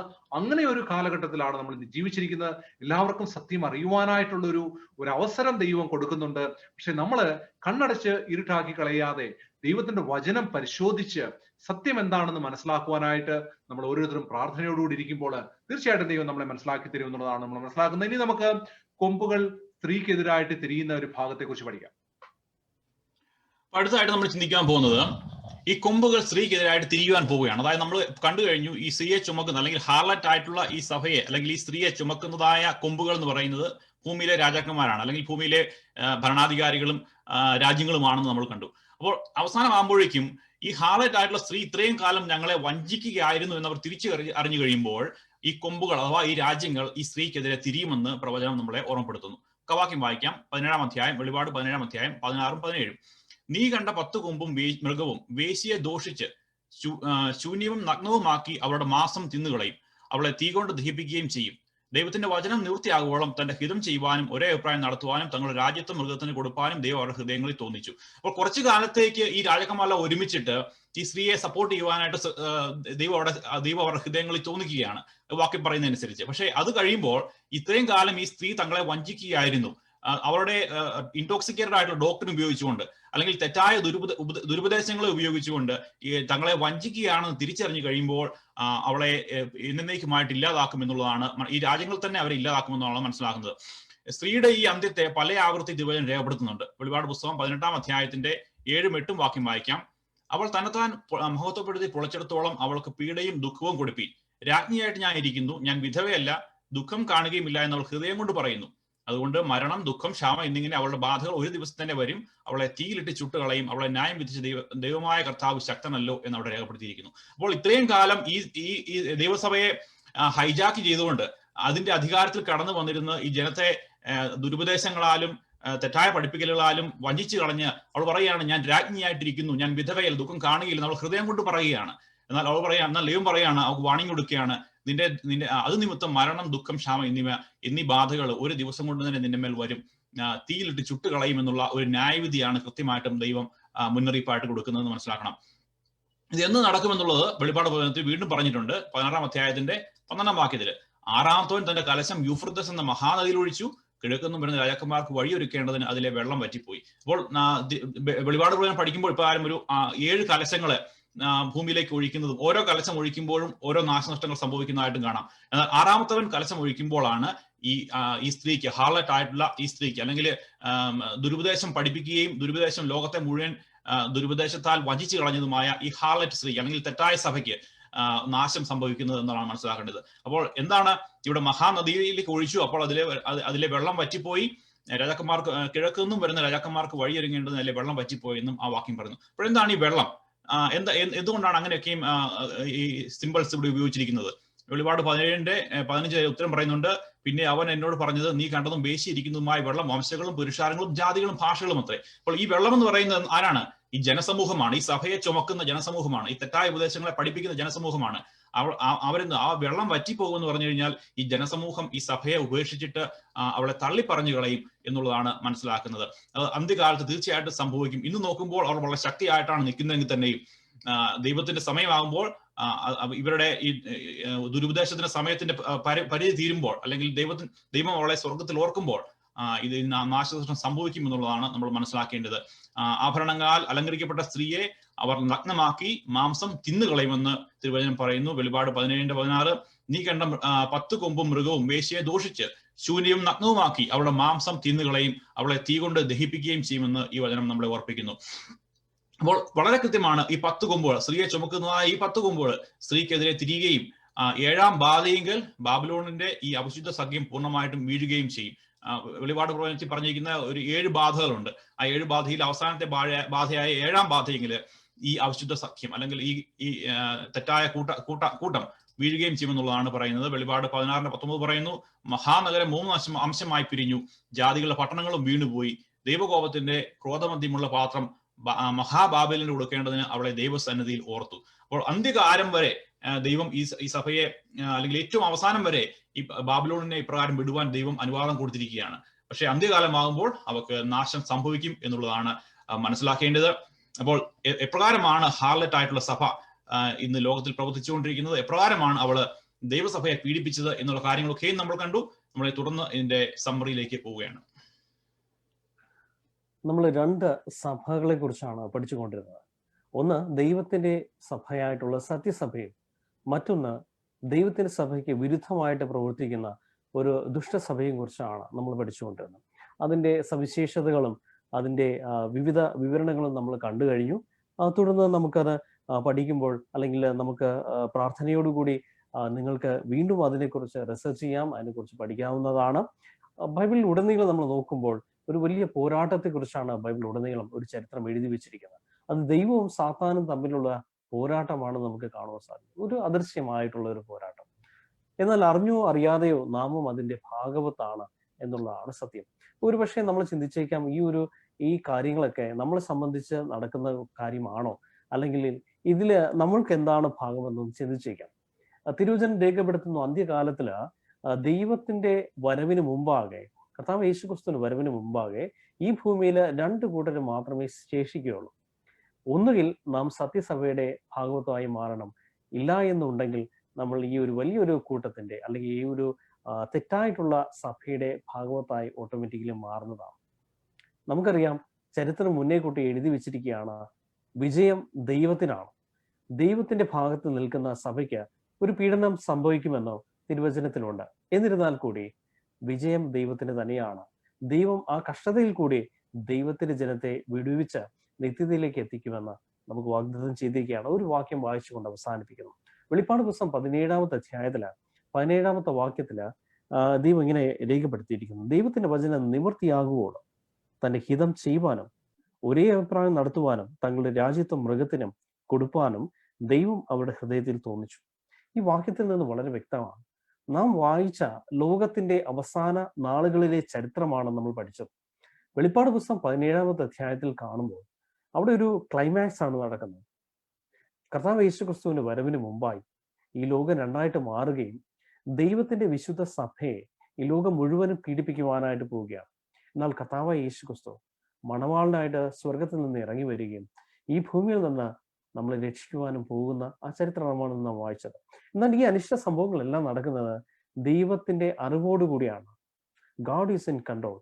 അതാണ് നമുക്ക് തരുന്ന ഏറ്റവും വലിയ പ്രത്യാശ.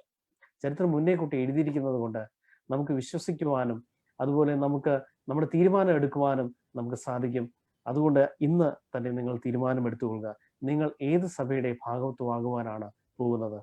വിജയം ഏത് സഭയ്ക്കാണെന്ന് മുന്നേക്കോട്ട് എഴുതിയിരിക്കുന്നത് കൊണ്ട് നിങ്ങളെ ഏവരെയും സത്യസഭയിലേക്ക് ക്ഷണിക്കുവാനായിട്ട് ഞാൻ ഈ സമയം വിനിയോഗിച്ചുകൊള്ളുന്നു. ഇതുവരെ നമ്മളെ കേട്ടുകൊണ്ടിരുന്ന ഓരോ വ്യക്തികൾക്ക് നന്ദി അർപ്പിച്ചുകൊണ്ട് ഞങ്ങൾ നിർത്തുവാനായിട്ട് ആഗ്രഹിക്കുന്നു.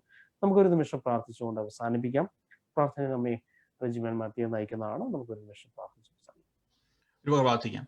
സ്നേഹവാനായ ദൈവമേ, സുഖസപിതാവേ, തിരുനാമത്തിന് മഹത്വം. അടിയങ്ങൾക്ക് കർത്താവെ മറ്റൊരു സാവകാശം കൂടി അടിയങ്ങൾക്ക് തന്നതിനായി സ്തുതിക്കുന്നു. തിരുവചനങ്ങളെ വായിക്കുവാനും പഠിക്കുവാനും അടിയങ്ങൾക്ക് കർത്താവ് ഒരു സാവകാശം തന്നതിനായി ഇവിടുത്തെ നാമത്തെ സ്തുതിക്കുന്നു.